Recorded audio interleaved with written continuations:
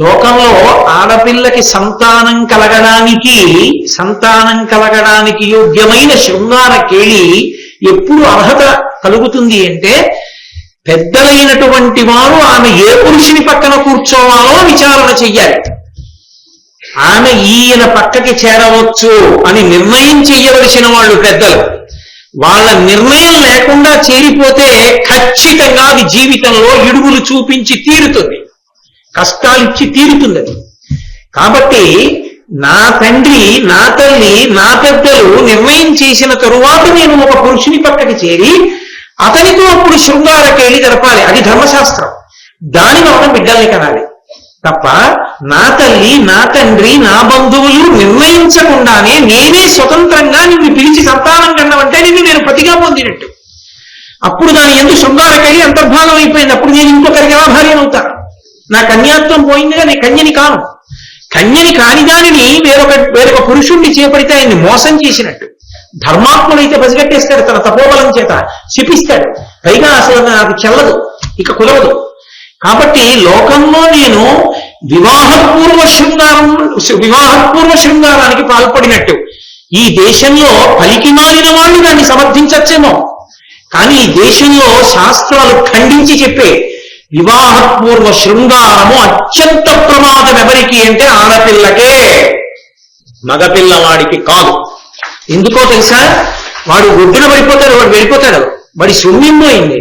ఆడపిల్ల జీవితం అలా గట్టెక్కదు, అత్యంత ప్రమాదకరము. అందుకే తండ్రి అన్నలు యొక్క పర్యవేక్షణలో ఉంచారు. కన్యాచాపల్యము ప్రమాదము తీసుకురాకూడదు తప్ప ఆమె స్వాతంత్రాన్ని ఏదో తగ్గించేసి పాడు చేసేసి ఆమె చేతకాని దానిగా నిలబెట్టాలని కానే కాదు. ఆమెని రక్షించాలని, ఆమె ప్రయోజకురాలు కావాలని.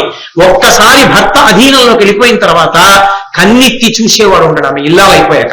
అప్పటి వరకు ఆమెని రెక్కల కింద పెట్టుకుని చూసుకుంటారు కుటుంబంలో. అందుకే వివాహపూర్వ శృంగారం ప్రమాదం. నువ్వు బిడ్డనిస్తానంటే ఆ బిడ్డ జీవించడం అన్నది ఎప్పుడు జరుగుతుంది? బిడ్డ నాకున్నాడు అన్న మాటకు అర్థం ఏమిటి? వివాహపూర్వ శృంగారం ఉందనా కాదా గుర్తు? వివాహపూర్వ శృంగారము శాస్త్రబద్ధము కావాలి. ఎప్పుడు శాస్త్రబద్ధము? పెద్దలు నిర్ణయించిన పురుషుడి పక్కన కూర్చుంటేనే. పెద్దలు నిర్ణయించని పురుషుడి పక్కన కూర్చోవడం ధర్మశాస్త్రోల్లంఘనమే. ఎందరో శత్రువులను దునుమాడినటువంటి దేవేంద్రుడే వచ్చి నా ముందు నిలబడి భిక్షాందేహి అని నిలబడితే అంతకన్నా కీర్తి లోకంలో ఇంకోటి ఉంటుందా? నన్ను ఇంద్రుడు భిక్షాందేహి అని అడగడమా? నేను దాతనా? ఇంతకన్నా ఏం కావాలి? ఇది నా కీర్తి సమున్నతమైనటువంటి స్థాయిని పొందడానికి కారణం కాదా?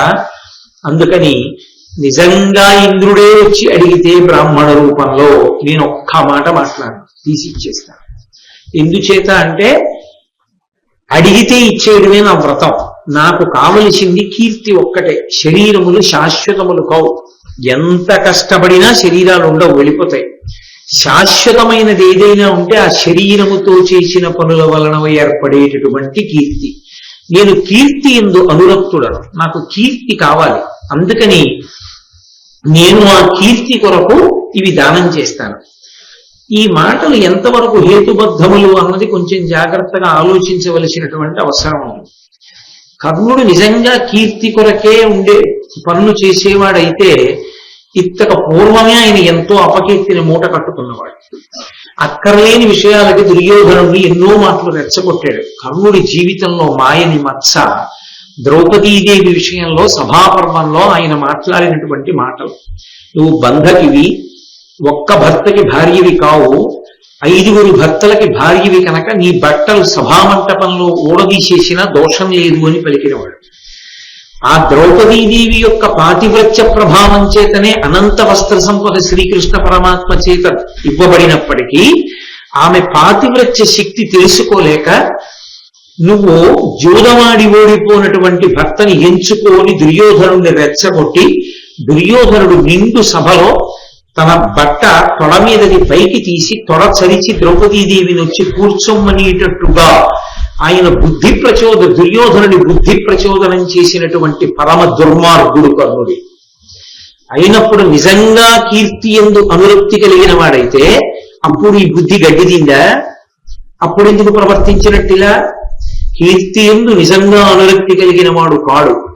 అది అతని బలహీనత.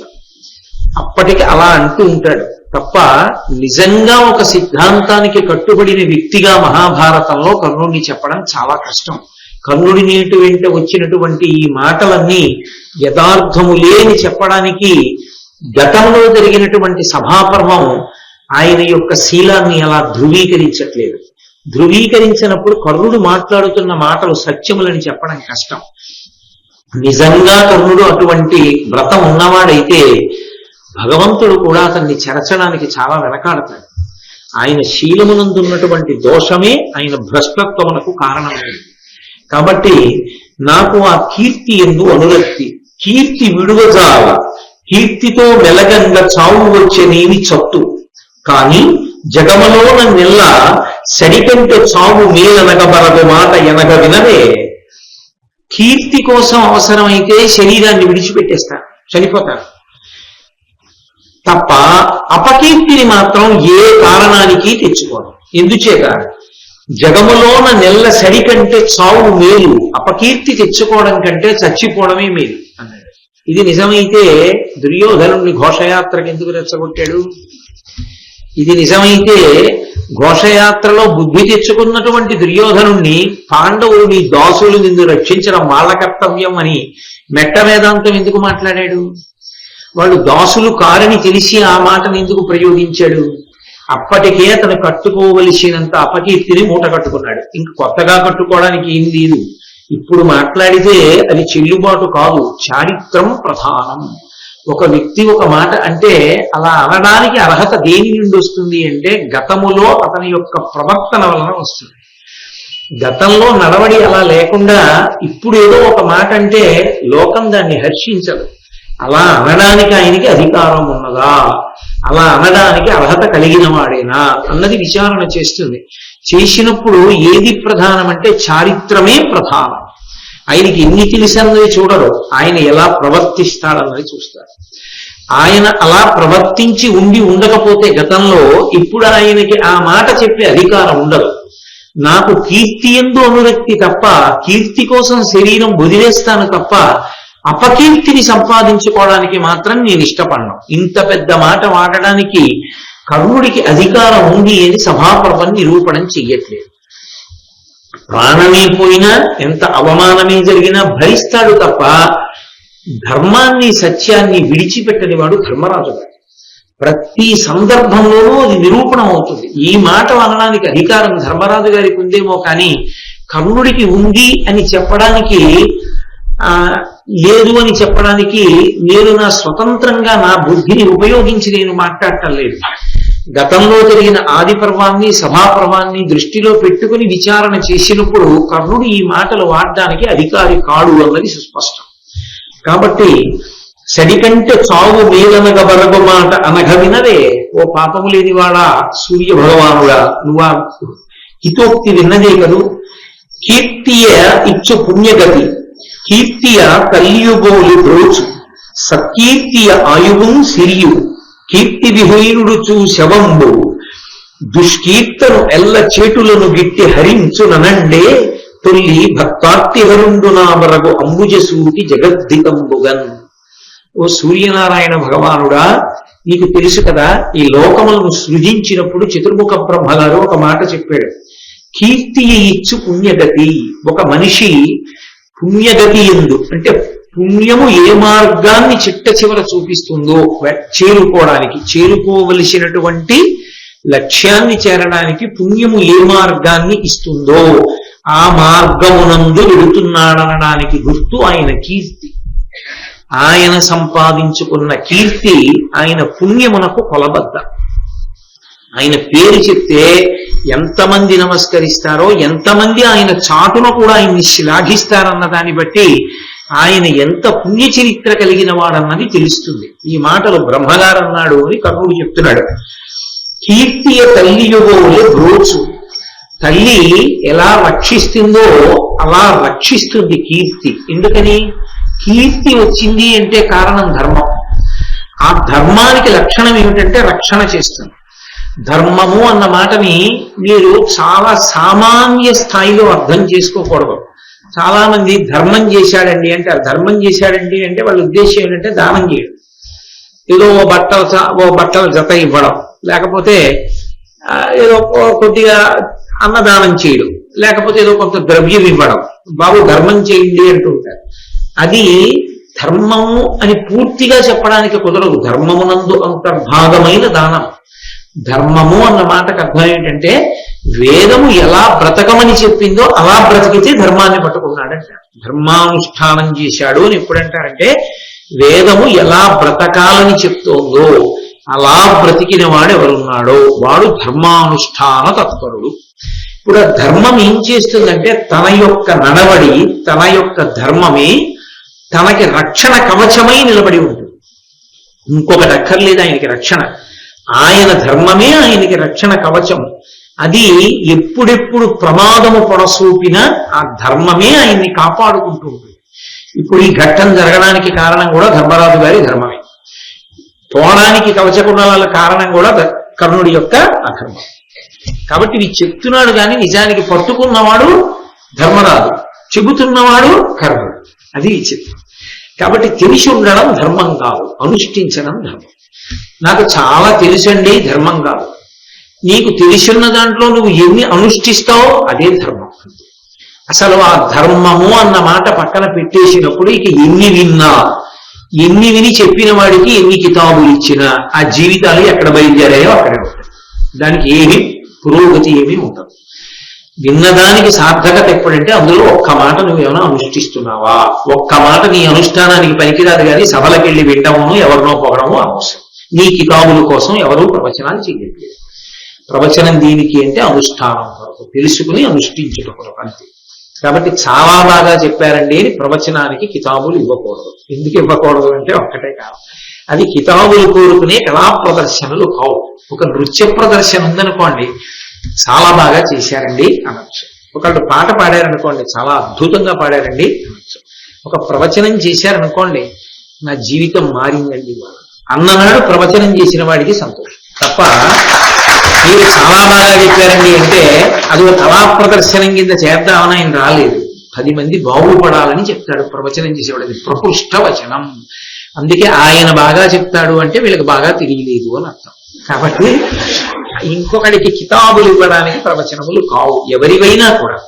అవి దేనికి అంటే ధర్మానుష్ఠాన తత్పరత కొరకు. ఒక్క విషయంలో నిజమే మనం అలా ఉండొద్దు, ఇలా ఉందాం అని అనిపించింది అనుకోండి, ఆయన శ్వాస కష్టపడి వాక్కులుగా మారి వ్యయమైపోయిన దానికి ఒక సార్థకత కలిగింది అని పిలుస్తారు. కాబట్టి అది తల్లి ఎలా రక్షిస్తుందో ధర్మం అలా రక్షిస్తూ ఉంటుంది.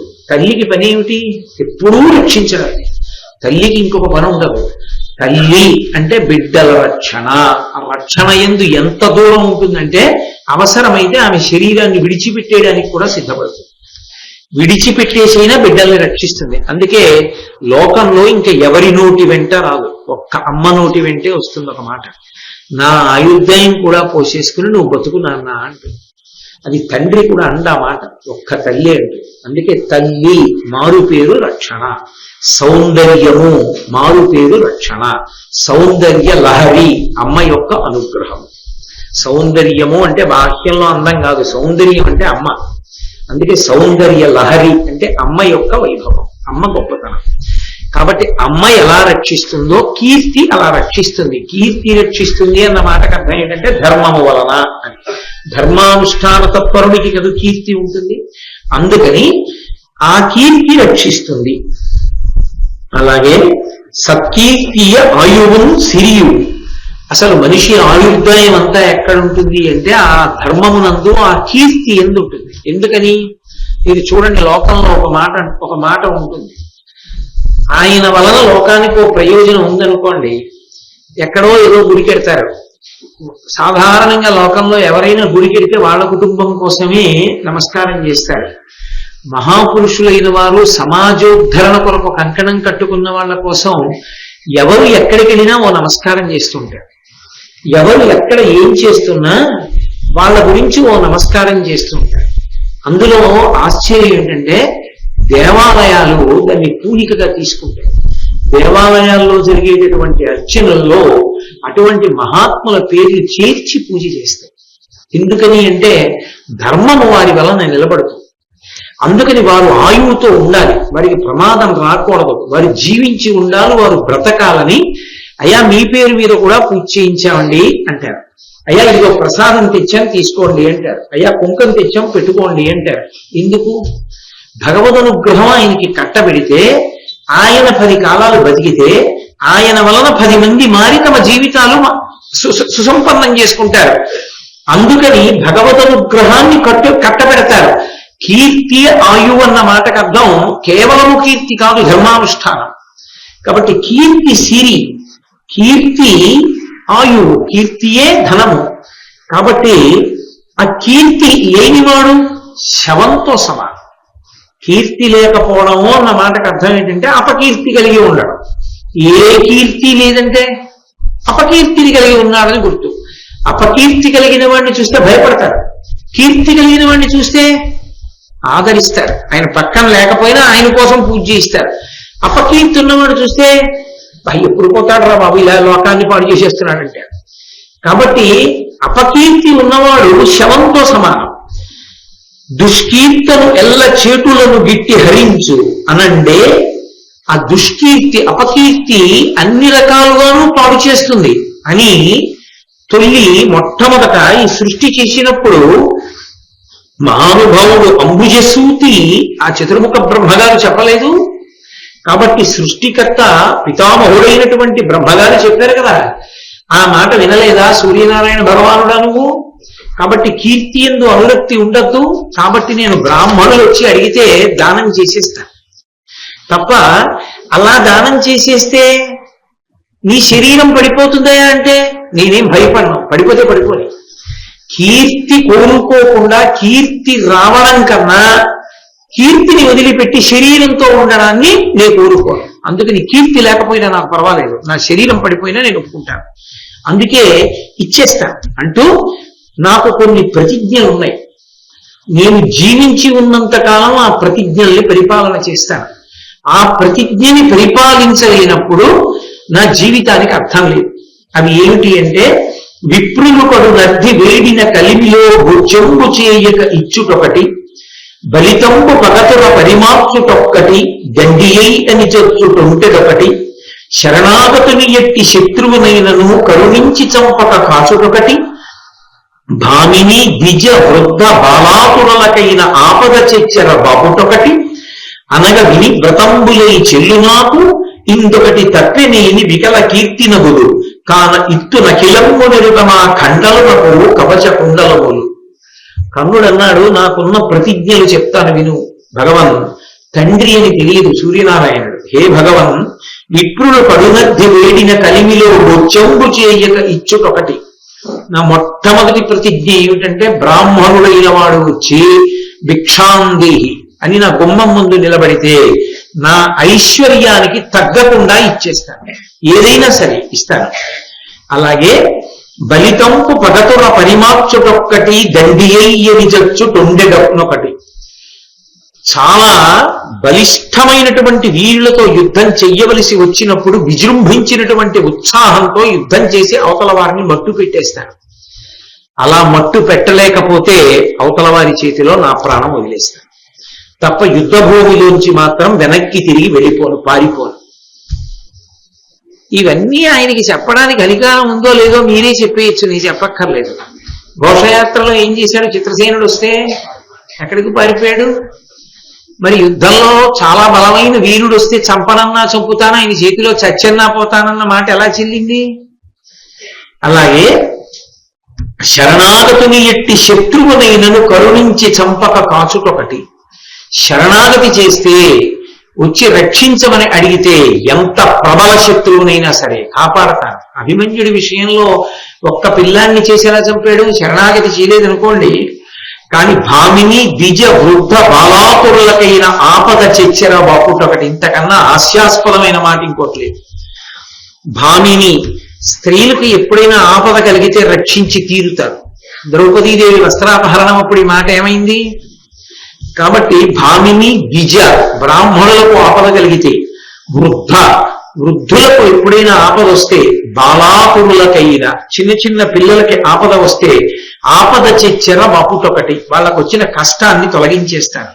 అనగ విని వ్రతంబులై చెల్లు నాకు, ఇవన్నీ నాకు వ్రతాలు, ఇవన్నీ ఎట్టి పరిస్థితుల్లో విడిచిపెట్టాను. ఇంకొకటి తప్పినేని వికల కీర్తి నగుదు, ఏ ఒక్కటైనా నేను ఎప్పుడైనా తప్పానంటే నా కీర్తి అంతా పోయినట్టే. దానికి ఎవరో చెప్పక్కర్లేదు, కాకినాడ ఈ సభ చాలు. కాబట్టి అనగా ఇవి వ్రతంబులై చెల్లు నాకు, ఇందొకటి తప్పెనేని వికల కీర్తి నగుదు, కాన ఇట్టు అఖిలమ్ము నిరుతన ఖండములకు కవచ కుండలములు. బ్రాహ్మణ రూపంలో వచ్చిన వాడు ఇంద్రుడే అని తెలిసినా వచ్చి అడిగితే కవచ కుండలాలు ఇమ్మని ఇచ్చేస్తా. అలా నిలబడతాడా? చూడండి సన్నివేశం ఎలా ఉంటుంది. వచ్చి అడిగితే ఇచ్చేస్తాను అంటే సూర్య భగవానుడు నవ్వి అన్నాడు, సరే నేను చెప్పగలిగింది చెప్పాను.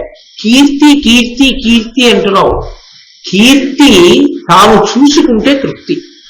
శరీరాన్ని ఫలంగా పెట్టి కీర్తి తెచ్చుకోవడం ఏమిట్రా? చచ్చిపోయి కీర్తి తెచ్చుకుంటే ఆ కీర్తిని ఎవరు చూసుకుంటారు? శరీరాన్ని చంపుకోమని ఏ శాస్త్రమైనా చెప్పిందా? కవచకుండలాలు ఇచ్చేయడం ఏమిటి? చచ్చిపోవడానికి సిద్ధపడ్డం ఏమిటి? దానివల్ల కీర్తి తెచ్చుకుంటానంటే అది శాస్త్ర విరుద్ధమైన విషయం కాదు.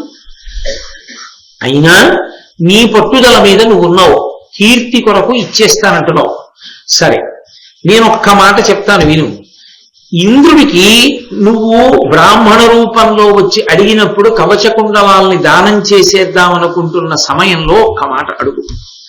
ఇంద్రుడి దగ్గర శక్తి అని ఒక ఆయుధం ఉంది. ఆ ఆయుధాన్ని ఒక్కసారి ప్రయోగిస్తే అది పగతులు ఎవరున్నారో అంటే శత్రువులు ఎవరున్నారో వాళ్ళందరినీ తెగటార్చి వెనక్కి వస్తుంటుంది. మళ్ళీ శత్రువుల మీదకి వెళ్ళి మళ్ళీ చంపుతుంది, మళ్ళీ వస్తుంది. అది ఒకసారి వేస్తే ఆగేది కాదు. ఒకసారి వేస్తే శత్రువుల్ని చంపుతుంటుంది, వెనక్కి వస్తుంటుంది, మళ్ళీ వెడుతుంటుంది, మళ్ళీ వస్తుంటుంది. అది చేతిలో ఉంటే ఎంతమంది శత్రువులైనా చంపచ్చు. అది వ్యర్థమవడం అన్నమాట ఉండదు.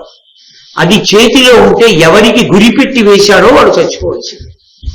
కవచకుండలాలు పోతే పోయే, కనీసం నీ ప్రతిజ్ఞ నిలబడుతుంది. అది అర్జునుడి మీద వేసేస్తే చాలా, అది దాని సంకేతం. కాబట్టి నీ కవచకుండలాలు ఇచ్చి ఇంద్రుడిని శక్తి ఇమ్మను. ఆ శక్తి ఇచ్చేసుకో, శక్తి ఇస్తాడు, నువ్వు కవచకుండలాలు ఇచ్చేస్తే అప్పుడు నువ్వు రేపు యుద్ధభూమిలో నిలబడగలుగుతావు. కాబట్టి ఎల్లభంగుల నిశ్చయం విధియేమి వచ్చ వినిమింకనొక్కటి వాసవునకు కలదు దారుణంబును అమోఘంబును అయిన శక్తి, అది నీకు అడుగుము సవినయముగా. చాలా వినయంగా ఇంద్రుడి దగ్గర అమోఘమైనటువంటి ఆ శక్తి అన్న అస్త్రాన్ని అడిగి పుచ్చేసుకుని కవచకుండలాలు ఇచ్చేయి. ముందు ఇచ్చి శక్తిని అడగకు, శక్తిని పుచ్చుకుని కవచకుండలాల్ని అన్నాడు. తప్పకుండా అలా పుచ్చుకుంటా. అప్పుడు అది దానమా? మీరు ఒక్కటి ఆలోచించండి. ఒక బ్రాహ్మణుడు వచ్చి అడిగితే ఏదైనా ఇచ్చేస్తానన్నది వ్రతం అయితే, అలా నేను మళ్ళీ ఇంకొకటి అడిగి పుచ్చుకుని ఇస్తానంటే అది వ్యాపారమా, దానమా? అది ఎలా దానం అవుతుంది? మీకు నేను పంచల్సా పెడతానండి, మీరు మాత్రం దాని ఖరీదు 500, ఒక 300 ఇవ్వండి చాలు అన్నారు అనుకోండి. మీ పంచల్ చాపని సెకండ్ హ్యాండ్కి అమ్ముకుంటున్నారేమో తప్ప మీ పంచల్ చాపని దానం ఎక్కడ చేశారు మీరు? ఇక దానకర్ణుడు అన్న మాట ఎలా అన్వయమైంది అసలు? కర్ణుడు కవచకుండలాల్ని కోసి ఇచ్చేశాడంటాడు. కర్ణుడు కవచకుండలాల్ని కోసి ఇవ్వడంలో ఎంత అపకీర్తి ఉంది. నేను అడిగానని కాదు, యథార్థమా కాదా? తన కవచాన్ని తన కుండలాల్ని కోసి ఇచ్చేశాడు మహానుభావుడు అంటుంటాడు. కోసి ఇచ్చేయడం నిజంగా బ్రాహ్మణ రూపంలో ఇంద్రుడు రాగానే ఇచ్చేశాడు అనుకోండి, నిజంగా ఆయనకి 2 చేతులు ఎత్తి నమస్కరిస్తాం. కర్ణుడు నాకేం శత్రువు వాడు, మహాభారతంలో ఉన్న వ్యక్తుల్లో ఎవడు. ధర్మం పట్టుకున్న వాళ్ళని నేను చెప్తున్నది ఒక వ్యాస హృదయంతో చెప్తున్నాను కాబట్టి ధర్మం ఎక్కడుందో శ్లాఘిస్తాను. ఎక్కడ ధర్మము లేదో దాన్ని నేను విమర్శిస్తాను. కర్ణుడు చేసింది దానం అయితే మళ్ళీ వచ్చిన ఇంద్రుడి దగ్గర నేను శక్తి అన్న ఆయుధం అడుగుతాను, ముందు పుచ్చుకున్నాకే నేను ఇస్తానంటే అలా ఎవరైనా దానం చేస్తారా లోకంలో? ఇచ్చేటప్పుడు తన ముందు ఇచ్చేస్తాడు ఆతృతతో తప్ప ఆయన ఏమైనా ఇచ్చిన తర్వాత ఇస్తానండి అంటాడేంటి? అలా అంటే అసలు దానం ఎందుకు అవుతుంది అది? అప్పుడు ఏ బ్రాహ్మణుడు జరిగినా నేను ఇచ్చేస్తాను, ఇంద్రుడే బ్రాహ్మణ రూపంలో వచ్చినా నేను సంశయించాను, ఇచ్చేస్తాను. కీర్తి కావాలి, దిక్కుమాలిన శరీరం ఏంది, ఎందుకు ఈ డాంబికాలు? అది కాదు. ధర్మరాజులా ఉండాలి. గంధర్వులే ఎత్తుకుపోతుంటే కాగల కార్యం గంధర్వులకి ఇచ్చేశారు అన్నయ్య అంటే తప్పురా, జ్ఞాతే అన్నదమ్ములం వెళ్ళి తీసుకురండి అన్నాడు. దుస్సల భర్త తన భార్యకు అపచారం చేస్తే ఏడుస్తుందిరా చెల్లెలు, వదిలిపెట్టేయండి అన్నాడు. అది ధర్మం తప్ప తన కవచకుండలాలు ఇవ్వడానికి ఇంద్రుడికి ఏదో పుచ్చుకుంటాట, కీర్తి మాత్రం కావాలట. ఏమి ఇచ్చేశాడండి అని. ఎందుకు కావలసింది అర్జునుడిని చంపాలి, శక్తి చేతిలో ఉంది, కవచకుండలాలు లేకపోతే. కాబట్టి అర్జునుడిని చంపడానికి ఆ శక్తి చాలు. నెరవేరుతాయా ఇలాంటి కోరికలు? ఎక్కడ అధర్మం ఉంటుందో దాన్ని వెంటనే పరమేశ్వరుడు పరిమితం చేస్తాడు. ఇలా పుచ్చుకున్నాడు కాబట్టే అది యుద్ధరంగంలో పనికి రాకుండా పోయింది. అది ఎలా వచ్చింది అన్న సందర్భం మీరే చూస్తారు కదా మహాభారతంలో. కాబట్టి ఆయన అన్నాడు, సూర్యుడు నేను నీకు ఎందుకు వచ్చి ఇన్ని విషయాలు చెప్పాను, ఇంద్రుడు బ్రాహ్మణ రూపంలో వస్తాడని ఎందుకు చెప్పాను, కవచకుండలాలు ఇవ్వకని ఎందుకు చెప్పాను, ఇంద్రుడి దగ్గర శక్తి అన్న అస్త్రాన్ని పుచ్చుకుని తప్ప ఇవ్వద్దని ఎందుకు చెప్పాను, ఇస్తానని మాట ఇచ్చాడని ఇద్దని ఎందుకు చెప్పాను. ఈ విషయాలు నీ మీద ఇంత ప్రేమతో చెప్పడానికి ఒక రహస్యం ఉంది. ఆ రహస్యం నేను ఇప్పుడు చెప్పను, వేరొక కాలంలో నీకు తెలుస్తుంది నేను ఎందుకు వచ్చి చెప్పాను. కాబట్టి అది అక్కడతో అలా మనసులో పెట్టుకో చాలు. ఎందుకు సూర్యుడు నా మీద ఇంత ప్రేమ చూపించాడు అన్నదాన్ని ప్రస్తుతానికి మర్చిపో. ఏదో ఒకనాడు తెలుస్తుంది నీకు నాకు ఉన్న అనుబంధం ఏమిటో. అప్పుడు నువ్వు అనుకుంటావు, అందుక వచ్చి చెప్పాడు మహానుభావుడు రెక్కలు కట్టుకుని అనుకుంటావు. చాలు. ఇప్పుడు నన్ను అడక్కు, నీకు నేనేమో నాకు నువ్వేమో, ఆ ప్రసక్తి వద్దండి అన్నాడు. అంతర్ధానం అయిపోయాడు. ఈయన ఊరుకున్నాడు. ఈయనంటే ఊరుకున్నాడేమో కానీ కర్ణుడు వింటున్నవాడు చాలా ఆర్తితో ఉన్నాడు. జనమేజయుడు వింటున్నాడు. పాండవుల యొక్క వంశాంకురం జనమేజయుడు, పరీక్షిత్తు కొడుకు. జనమేజయుడు ఎలా ఊరుకుంటాడు? కర్ణుడికి చెప్పలేదండి సూర్యుడు, కానీ ఒక రహస్యం ఉందని వెళ్ళిపోయాడండి అంటే ఊరుకుంటాడా? ఆ రహస్యం ఏమిటో నాకు వెంటనే చెప్పండి, అసలు కర్ణుడికి సూర్యుడికి ఏమిటి అనుబంధం అడిగాడు. అడగడం మరి అలా అడిగా తున్నవాడికి కదా భారతం చెప్తారు, ఎప్పుడో చెప్తారు. ఫోన్లకు ఏం పోయిందంటే దానిలో ఆర్తి ఉంది వినడంలో. కాబట్టి ఆయన వెంటనే అడిగాడు, దీని చిదంబర రహస్యం ఏమిటో నాకు చెప్పవలసింది. అసలు సూర్య భగవానుడికి కర్ణుడి మీద ఇంత అనురక్తి ఏ కారణం చేత కలిగింది అడిగితే చెప్పడం మొదలుపెట్టాడు ఆయన. ఒకానొకప్పుడు కుంతి భోజుడు అని ఒక మహారాజు. ఆ కుంతి భోజనకు ఒక కుమార్తె, ఆమె పేరు తండ్రి పేరు మీదే వచ్చింది, కుంతీదేవి అంటుంటాం. ఆమె కుంతి భోజని యొక్క కుమార్తె. కానీ యథార్థములకు ఆమె కుంతి భోజని కుమార్తె కాదు, ఆమె శూరుని యొక్క కూతురు. శూరుడు అనబడేటటువంటి వ్యక్తి రాజు యాదవ వంశంలో, యదువంశంలో జన్మించాడు. ఆ శూరుని కుమారుడే వసుదేవుడు, ఆ వసుదేవుని కుమారుడే కృష్ణ భగవానుడు. మీరు భాగవతంలో విన్నారు, దేవకీ వసుదేవుల యొక్క కుమారుడు కృష్ణ భగవానుడు అని. ఆ శూరుని యొక్క 5 కుమార్తెలలో పెద్ద కుమార్తె కుంతీదేవి. ఆమె పుట్టినప్పుడు శూరుడు పెట్టిన పేరు పృథ. అందుకే పృథా సంతానము కాబట్టి పార్థులు అని పేరు. 5, అందులో 3 పార్థులు. నిజానికి ధర్మరాజు, భీముడు, అర్జునుడు కూడా పార్థులే.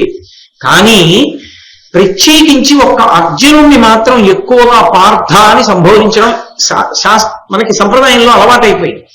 కానీ 3 పృథా సంతానం. తండ్రి అయినటువంటి శూరుడు పెట్టుకున్న పేరు పృథ.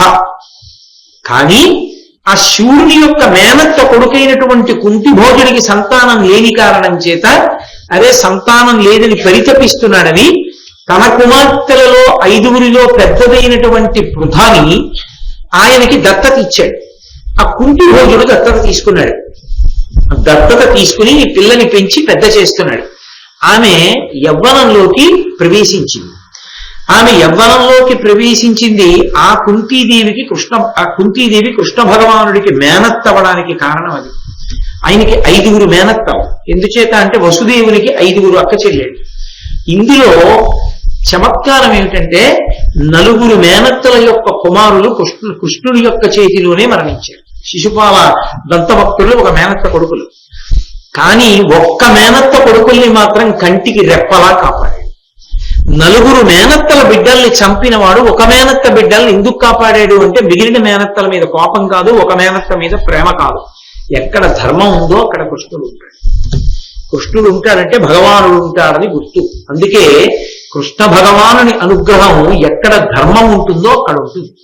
కాబట్టి ఆ కుంతీదేవి ఎంత గొప్పది అంటే, పసిబిడ్డ వయ్యను పడతి నీవెంతయు గుణవంతురాలు గురులయందు పెద్దలయందునో పృథివీసురులయందు కడుభక్తి చేయుదు కమలనయన బంధులు చెల్లు సంబంధి జనంబులు పురమువారులు అంతి పురమువారు పూబోడి నిన్ను నిన్ని పొగడని వారు లేరు ఏమని వర్ణింతు నేను నిన్ను ఎదుగులంబున పుట్టి అత్యంత సౌఖ్యమమల పెరిగిన నా పుత్రివై త్రిలోక సుందరము రూపు ప్రాయంబు సొంపు ఇట్టి నీ చరిత్రంబు సతులకు ఎందుకలదు. ఈ మాటలు ఎక్కడివి అంటే, ఆ కుంతీదేవి కుంతి భోజుడి ఇంట్లో పెరుగుతోంది దత్తపుత్రికగా. పెరుగుతున్న కాలంలో ఒక ఆకస్మిక సంఘటన జరిగింది. దుర్వాసో మహర్షి వచ్చారు. ఆయన వచ్చి తన పరివారంతో కుంతి భోజుడిని అడిగారు, నేను కొంతకాలం నీ అంతఃపురంలో ఉంటాను, నాకు చాలా జాగ్రత్తగా పరిచర్య చెయ్యగలిగినటువంటి వారిని నియమించు అన్నాడు. దుర్వాసో మహర్షికి పరిచర్య ఎవ్వరూ చేయడానికి సిద్ధపడరు. ఎందుకు సిద్ధపడరు అంటే, మొట్టమొదట ఆయనకి కోపధారి, ఆయనకి కోపం ఎక్కువ, అంత తపశ్శాలి. కాబట్టి ఆయన నోటి వెంట ఏదైనా వస్తే అది నిజమైపోతుంది. ఆయన తన భార్యనే ఉపేక్షించలేదు. కదలి ఆయన భార్య, ఆయన ఒకరోజు సాయంకాలం సూర్యాస్తమయ సమయంలో నిద్రపోతున్నాడు. భార్య వచ్చి ఊరుకుంటే అర్ఘ్యమిచ్చే సమయం దాటిపోతుంది, లేచి ఎందుకు లేపలేదంటాడు. లేపితే నిద్రాభంగం ఎందుకు చేశామంటాడు. కానీ భగవంతుని యొక్క ఆరాధనకి వేళ దాటిపోతుంటే లేపాలి. కాబట్టి భగవన్నామని చెప్తూ లేపచ్చని, సూర్యాస్తమయం అయిపోతోంది, సంధ్యావందనం చేయాలి, లేవండి అని. ఆయన లేస్తూనే, మంచి నిద్రలో ఉండగా లేపావు, ఇది పాపకర్మ, నిజమే, గాఢ నిద్రలో ఉన్నవాడిని లేపకూడదు, భగవత్ కార్యం మీద లేపచ్చు. లేపావు కనుక నాకు కోపం వచ్చిందని తీక్షణంగా చూశాడు. ఆమె బూది కుప్పై పడిపోయింది. అప్పుడు అనుగ్రహించాడు, అరే రే, నా కోపానికి నిన్ను చంపేశాను, నిన్ను అనుగ్రహిస్తున్నాను, నీవు కదలి వృక్షానివై పుడతావు, నిన్ను ఒక్కసారి నాటితే చాలు, ఇక నాటక్కర్లేదు. నీ ఒక్కసారి గెల వేసి పడిపోతే మళ్ళీ దాని పిలకలోంచి మళ్ళీ చెట్టు వస్తుంది. సాధారణంగా ఎక్కడ ఏ మంగళ కార్యం జరిగినా నీకే ప్రాధాన్యత. అందుకే కదలి అంటే అరటి చెట్టు, దుర్వాసో మహర్షి యొక్క భార్య. అందుకే భగవంతుడి దగ్గరికి అనేటప్పటికీ ముందు అరటిపళ్ళు పట్టుకెడతాం. ఎవరైనా పెద్దలు వచ్చారు, తాంబూలం ఇస్తున్నారు, అరటిపండు పెడతారు. ఎక్కడ చూడండి అరటిపండు. సాధారణంగా గోవు దగ్గరికి వెళ్తున్నా అంటే అరటిపళ్ళు ఎట్టుకెడతారు. వానరాలు ఎక్కడున్నా అరటిపళ్ళే ముందు చేతిలో విలాప్యం తింటాయి. కారణం ఏమిటంటే అది దుర్వాసో మహర్షి యొక్క భార్య కదలి అయి ఉండడం కారణం. కాబట్టి అంతటి కోపధారి ఆయన. కాబట్టి ఆయనకి సేవ చేయడానికి ఎవరు అంగీకరించారు, భయపడతారు. అలా భయపడేటటువంటి దుర్వాసో మహర్షిని సేవ చేయడానికి ఎవరినన్నా పెట్టాలి. మీకు ఎవరు సేవ చేస్తారంటే రాజు చూపిస్తారు. అందుకని ఎవరిని పెట్టాలని వెతికాడు. తను దత్తత తెచ్చుకున్న కూతురు కనపడేది, ముక్కుపచ్చలారని పిల్ల. ఇంకా ఆమెకి పెళ్లి కూడా అవ్వలేదు, ఆమెకి ఏమీ తెలియదు. ఏమీ తెలియకపోయినా చిన్నతనంలోనే ఆ కుంతీదేవి ఎంత ఓర్పు కలిగినది, పెద్దల పట్ల ఎంత గౌరవం కలిగిన తల్లో చూడండి. అందుకే కుంతి భోజుడు కుమార్తెని పిలిచి అన్నాడు, అమ్మా నువ్వు పసిబిడ్డవి, అయినా నీకు అప్పచెప్తున్నాను, ఎందుకో తెలుసా, నీకున్న పరిణితి వయసులో ఉన్న వాళ్ళకి లేదు. అంత ఓర్పు కలిగిన దానివమ్మా, ఒక్క నువ్వే దుర్వాసో మహర్షికి సేవ చెయ్యగలవు.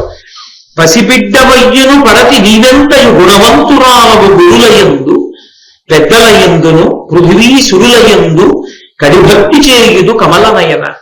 నువ్వు చాలా చిన్నపిల్లవైనప్పటికీ చాలా గొప్ప గుణములు కలిగినటువంటి నాది. నీకు పెద్దలయందు, గురులయందు అంటే అన్ని వేళలా గురువు గారికి అని అన్వయం అవదు. గురువు అంటే పెద్దవాడు, పెద్దలు అని. కాబట్టి ఎందుకంటే ఎదుటివాడి లఘువు కాబట్టి పెద్దలయందు, అలాగే పృథివీసురులయందు, బ్రాహ్మణులయందు, గురువులయందు, నిజంగా యథార్థంగా ఉపదేశం చేయగలిగినటువంటి సమర్థత కలిగినటువంటి గురువులయందు, అపారమైనటువంటి భక్తి కలిగినటువంటి దానివి. బంధులు చెలులు సంబంధి జనంబులు పురమువారులు అంత్యపురము వారు పోగోడి నిన్ను నెమ్మి పొగడని వారు లేరు, ఏమని వర్ణింతు నేను నిన్ను. ఒకళ్ళు ఇద్దరు కాదమ్మా, నీ గుణాల్ని బంధువులు పొగుడుతారు, నీ చిలికెత్తిలు పొగుడుతారు, సంబంధిజనులు అంటే మనతో అనుబంధం ఉన్న వాళ్ళందరూ పొగుడుతారు, పురంలోని వారు పొగుడుతారు, అంతఃపురంలోని వాళ్ళు పొగుడుతారు. పువ్వుని పువ్వు వంటి కోమలమైన శరీరం ఉన్నదానా, నీతో పరిచయం ఉండి నిన్ను చూసి నీతో ఒక్క క్షణం గడిపినటువంటి వాళ్ళు నిన్ను పొగడని వాళ్ళు ఉండరు. అటువంటి గుణములు కలిగిన దానివి. అటువంటి నిన్ను నేనేమని వర్ణించను? తండ్రి అంటున్నాడు, అన్ని గుణములు ఉన్నాయి నీకు. ఎదుకులంబున పుట్టి అత్యంత సౌఖ్యమవర పెరిగితి నా పుత్రివై. యదువంశంలో పుట్టావు, నా ఇంటికి దత్తపుత్రికగా వచ్చావు.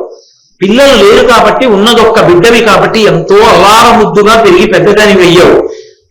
త్రిలోక సుందరము రూపు, 3 లోకములలో నీ వంటి అందగత్తె లేదు. కుంతిదేవి యొక్క సౌందర్యం అటువంటిది.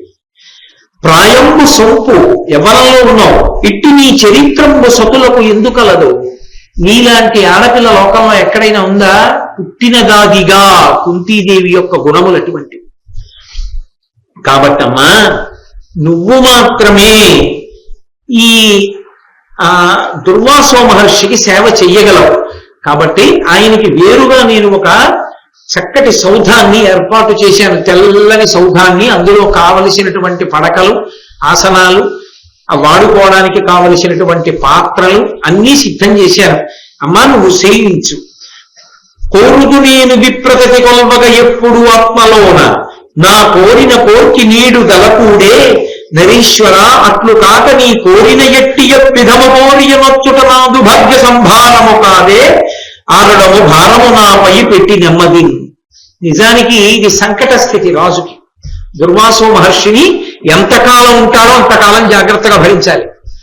కాబట్టి ఆ పిల్లంది, నాన్నగారండి నేను మనసులో కోరుకుంటూ ఉంటాను బ్రాహ్మణ సేవ చెయ్యాలని. నా అదృష్టం దుర్వాసో మహర్షి వంటి మహానుభావుడికి సేవ చేసే అదృష్టం కలిగింది. కాబట్టి ఇది మీరు నన్ను ఏదో ఈ సేవకి నియమించి చాలా కష్టపడుతున్నారన్న భావనతో చేసేదానను కాదు. నేను పరమ సంతోషంతో ఇది నా భాగ్యంగా భావన చేసి సేవ చేస్తాను. నాన్నగారండి మీరు ఇంకా మర్చిపోండి, దుర్వాసో మహర్షి మన అంతఃపురంలో ఉన్నారు, ఆయనకి అన్నీ వేళ పట్టును జరుగుతున్నాయా, దీని గురించి మీరు బెంగ పెట్టుకోకండి. ఈ క్షణం వదిలిపెట్టి ఇక నుండి నేనే స్వయంగా అన్నీ చూసుకుని దుర్వాసో మహర్షి ఆనందాన్ని పొందేటట్టుగా నేను సేవ చేస్తాను. పిలిచి అడుగుతుండేవాడు తండ్రి, ఏమమ్మా దుర్వాసో మహర్షికి జాగ్రత్తగా సేవ చేస్తున్నావా, ఏమి ఇబ్బంది కలగట్లేదా, ఆయన ఎలా ప్రవర్తిస్తుంటాడమ్మా అని అడిగేవారు. నవ్వుతూ చెప్పేది, నాన్నగారండి ఉదయాన్నే వస్తానంటాడు, వచ్చి ఉదయాన్నే భోజనం చేస్తానంటాడు. తెల్లవారుసాము లేచి అన్ని వండుకుని పెట్టుకుంటే ఉదయం రాడు, మధ్యాహ్నం రాడు, ప్రదోషవేళ రాడు, అర్ధరాత్రి వస్తాడు పడుకున్నప్పుడు. వచ్చి తలుపు కొట్టి ఇప్పుడే ఉండిన శాకపాకములు కావాలి తింటారు, పొద్దున్నుండినవి నాకు వద్దంటాడు. నాన్నగారండి అప్పుడు వండి పెడుతూ ఉంటాను, చంటి పిల్లాళ్ళ లాంటి మనసు అని పొంగిపోయింది తప్ప ఏడు పొద్దున్న వస్తానంటే అర్ధరాత్రి వస్తాడండి అనలేదు ఆవిడ. ఇవాళ నేను రావడం చీకటి పడుతుంది అనేవాడు. చీకటి పడుతుందన్నవాడు రాత్రికి వస్తాడు కదా, ఏదో ప్రదోషవేళ స్నానం చేసి వంట సామాగ్రి అంతా సిద్ధంగా రాగానే వండి పెట్టారు. ముందు వండి ఏదో నిల్వగా పెట్టడానికి వీల్లేదు ఆయనకి. ఆయన రాగానే వండాలి. అది కూడా ఆయనకి ఆకలేసి ఆయన అనుష్ఠానం అయిపోయి వచ్చేసేటప్పుడు వడ్డించాలి. అగ్ని మన చేతిలో ఉంటుందా? కానీ ఆయన అలా ఉంటాడు. కాబట్టి ఆ తల్లి ఇవాళ పొద్దున్నే వస్తానన్నాడు కదా అని కూర్చుంటే అర్ధరాత్రి వస్తాడు, సాయంకాలం వస్తాడని కూర్చుంటే పొద్దున్నే వచ్చేస్తాడు. వచ్చేసారు వడ్డించే అంటాడు. ఎప్పుడు వస్తానన్నాడో అప్పుడు తప్ప ఎప్పుడు ఇబ్బంది కలుగుతుందో అప్పుడే వస్తాడు. తను చెప్పిన వేళకి మాత్రం ఎప్పుడు రాడు. అలా సంవత్సరం పాటు సేవించి ఎప్పుడు ఆవిడ నిద్రపోయిందా అన్నది మీరు ఇప్పుడు ఆలోచించాలి. ఎప్పుడూ విసుక్కోలేదు. విసుక్కోవడం కాదు, మనసులో ఏంటినా అనుకుంటే కనిపెడతాడు. ఆ భావన రాకుండా చేసింది ఆవిడ. అది ఆవిడ గొప్పతనం. అది కుంతీదేవి యొక్క శీల వైభవం. ఆవిడ అంత కోరి సేవించింది. అందుకే ఆయన కూడా అలాంటి వరాన్ని ఇచ్చాడు. ఏ సామాన్యమైన వరాన్ని ఏమి ఇవ్వలేదు ఆయన. కుంతీదేవి జీవితంలో కలగబోయేటటువంటి పెద్ద పెను ప్రమాదాన్ని ఊహించి దాన్ని పూడ్చడానికి కావలసిన వరాన్ని ఇచ్చి వెళ్ళిపోయాడు యథేచ్ఛగా. అపర శివావతారం దుర్వాసో మహర్షి అంటే. కాబట్టి చాలా సంతోషించి 1 సంవత్సర కాలం అయిపోయింది. బేరీజు వేసుకున్నాడు. మనస్సులో కూడా ఖేదపడలేదు. పసిపిల్లాడు, ఏమి బ్రాహ్మణుడు, ఏమి మహర్షి అని పరమ ప్రీతితో సేవ చేసింది నాకు అని ఆవిడ్ని పిలిచి అన్నాడు, ఎరుగక తప్పుగా మెలగనేమియుదానికి సైచి నీరుపుల్. కుంతిభోజుడు చెప్తున్నమాట దుర్వాసుడితో. కుంతిని అప్పచెప్పేటప్పుడే కడుపులో భయం, పిల్లలు లేరు, దత్తపుత్రికని పంపిస్తున్నాను, ఏమో ఏమంటారో, ఎప్పుడే పాపం వచ్చి ఏ శాపం ఇచ్చి వెళ్ళిపోతారో అని కుంతిభోజుడు చెప్పుకున్నాడు. ఎరుగక తప్పుగా మెలగనేమియుదానికి సైచి నీరుపుల్ గరపి ప్రియంబుతో గొలుపు కై కొనగాదకు మీకు బాలులం తెరవలు వృద్ధులం తమకు తెల్లము తప్పులు చేసినేనియన్ మరతులు కాని ఎల్కలు సమగ్ర శమాంబితులైన తాపసులు. ఓ దుర్వాసో మహర్షి, ఈ పిల్లకేం తెలియదు, చిన్నపిల్ల, తన మనసులో తెలుసు, ఆమెకు అన్ని తెలిసే, ఏమి తెలియదు, నీకు సేవ చెయ్యమని నియమిస్తున్నాను. మీకు తెలుసు ధర్మం, లోకంలో ఖచ్చితంగా తప్పు చేసేవాళ్ళు 3 ఉంటారు. ఎవరంటే 1 బాలురు, వాళ్ళకేం తెలియదు, వాళ్ళు పిల్లలు కాబట్టే తప్పు చేస్తారు. పిల్లలు తప్పు చేయకుండా ఉండాలని కోరుకున్న పెద్దవాడి కన్నా పరిపక్వత లేని వాడు లోకంలో ఉన్నాడు. వాళ్ళు పిల్లలు కాబట్టే వాళ్ళు తప్పు చేస్తారు. ఏమిట్రా పడుకోనివో ఇలా ఏడుస్తో అంటుంది, కానీ అమ్మ అలా అమ్మ పడుకుంది ఆడవకూడదని తెలిస్తే వాడు శిశువు ఎందుకు అయ్యాడు? వాడికి తెలిస్తే ఏడుస్తారా? అమ్మ పడుకుందని వీధిలో కూర్చొని చదువుకుంటాడు, కాలింబలు కొడతారేమో మా అమ్మ లేచిపోతుంది. వాడికి తెలియదు కాబట్టే పాపం ఏడుస్తాడు వాడు. కాబట్టి బాలులు తప్పు చేస్తారు, పిల్లలు తప్పు చేస్తారు. మహాభారతం ఇది ధర్మ సూక్ష్మాలు చెప్తుందండి. కాబట్టి బాలులు తప్పు చేస్తారు. తెరవలు అంటే స్త్రీలు తప్పు చేస్తుంటారు. ఎందుకంటే స్త్రీలు ఎందుకు తప్పు చేస్తారు అంటే వాళ్ళకి భర్తకి ఉన్నంత అనుభవం ఉండదు. 10 మందితో మాట్లాడేవాడు ఆయన, లోకంలో తిరిగేవాడు ఆయన, వ్యవహార జ్ఞానం ఆయన, గురువు గారి దగ్గర శాస్త్రం చదువుకున్నవాడు ఆయన. ఇవి లేని ఆమెని తప్పు చేస్తే పెద్ద విశేషం ఏముందండి? కాబట్టి తప్పు చేస్తుంది. ఆమెకి తప్పు చేసే అవకాశం ఉంది. ఏదో తెలుసో తెలియకో ఒకసారి ఏదో ఓ మడిబట్ట ఆరేయడంలో పొరపాటు రావచ్చు, లేకపోతే ఏదో సంధ్యావందనానికి నీళ్లు పెట్టడంలో పొరపాటు రావచ్చు, లేకపోతే ఓ పూజకి ఏదైనా అందించడంలో పొరపాటు జరగచ్చు. ఎందుకు జరుగుతుందంటే ఆమెకి తెలియదు కాబట్టి. నీకా పాటి తెలియదా అని అనకూడదు, తెలియదనే తెలిసి ఉండాలి. అది ప్రథమ ధర్మం. అందుకే చెప్పుకోవడమే తప్ప సర్దుకోవడమే తప్ప 3వ మార్గం లేదు. ఎవరితో? 2 1 భార్య, 2 కోడలు. పరిపక్వత కలిగిన వాళ్ళు అని గుర్తు ఏమిటంటే ఈ ఇద్దరిని వాళ్ళకున్నటువంటి ప్రజ్ఞ విషయంలో విమర్శ చేయకూడదు. వీధిలోకి వచ్చి ఏమిటో మా ఆవిడికి ఏం తెలియదండి అని అనకూడదు పురుషుడు. ఆమెకి నిజంగా ఏమీ తెలియకపోతే నువ్వు సర్దుకోవాలి. 2 కోడలు ఒకసారి నీ ఇంటికి వస్తే ఇక్కడ పిల్ల కాకపోయినా నీ ఇంటి సభ్యురాలు. ఆమెకి ఏమీ తెలియకపోతే కడుపులో పెట్టేసుకోవాలంతే. నువ్వు చెప్పుకోవాలి, చెప్పినా వినకపోతే చదువుకోవాలి తప్ప ఈ ఇద్దరి విషయంలో బయటికి వెళ్ళడానికి వీల్లేదు. కాబట్టి ఈ దక్షత ఎక్కడ ఉంటుందంటే మగవాణి ఎందు ఉంటుంది. అంటే ఇంటికి యజమాని అయినటువంటి వాడి మీద ఉంటుంది. ఇంట్లో ఇల్లాలకి భర్తగా, కోడలకి మామగారిగా ఇంటి గౌరవాన్ని నిలబెట్టేటట్టు చూసుకోవలసిన వాడు ఆయన. అందుకే ఆయనకు అంత గౌరవం ఇస్తుంది శాస్త్రం. కాబట్టి ఈ 3 తప్పు చేస్తారు. కాబట్టి ఈ పిల్ల తప్పు చేస్తే దోషమే ఉంది? నువ్వు ధర్మాత్ముడివి, తప్పు చేయదు. చిన్నపిల్ల, పైగా ఆడపిల్ల, కాబట్టి తప్పే చేస్తుంది, ఒప్పు చేస్తుందని ఊహించద్దు. పెద్ద మనసు చేసుకుని ఈమె తప్పులు చేస్తే సైరించు, కోప్పడకే అని అప్పచెప్పి వెళ్ళాడు పాపం కుంతిభోజుడు. కుంతిదేవిని పిలిచి అడుగుతున్నాడు. ఆవిడ కూడా అలా సేవిస్తోంది దుర్వాసో మహర్షిని. ఎంతో పొంగిపోయాడు. 1 సంవత్సరం అయిపోయింది. వెళ్ళిపోయే ముందు ఏం కుంతిభోజుడిని పిలిచి వాళ్ళని పిలిచి వీళ్ళని పిలిచి చెప్పడాయన, ఆయన వెళ్ళిపోవాలనుకుంటే వెళ్ళిపోతాడంతే. కాబట్టి వెళ్ళిపోయే ముందు ఒకసారి కుంతీదేవిని పిలిచాడు. చాలా సంతోషించాడు. ఎంత గొప్ప సేవ చేశావు, నీకు ఒక మంత్రాన్ని ఉపదేశం చేస్తున్నాను.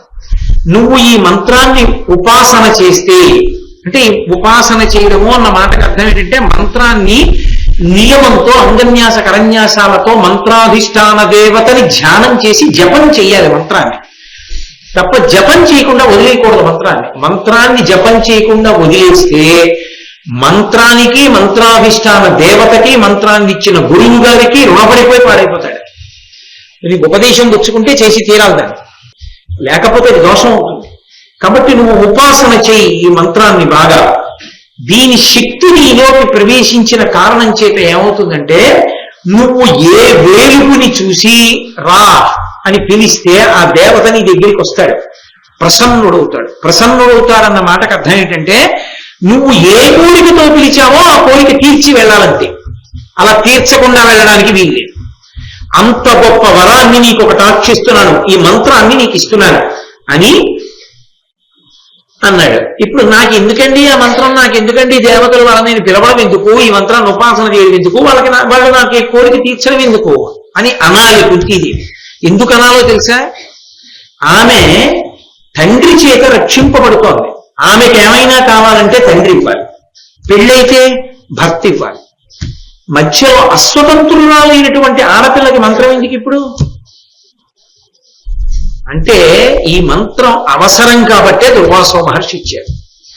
ఇదే పాండవుల జననానికి కారణమైంది, ఇదే కుంతీదేవి జీవితం పండడానికి కారణమైంది, ఇదే ధర్మ ప్రతిష్టాపనకి కారణమైంది.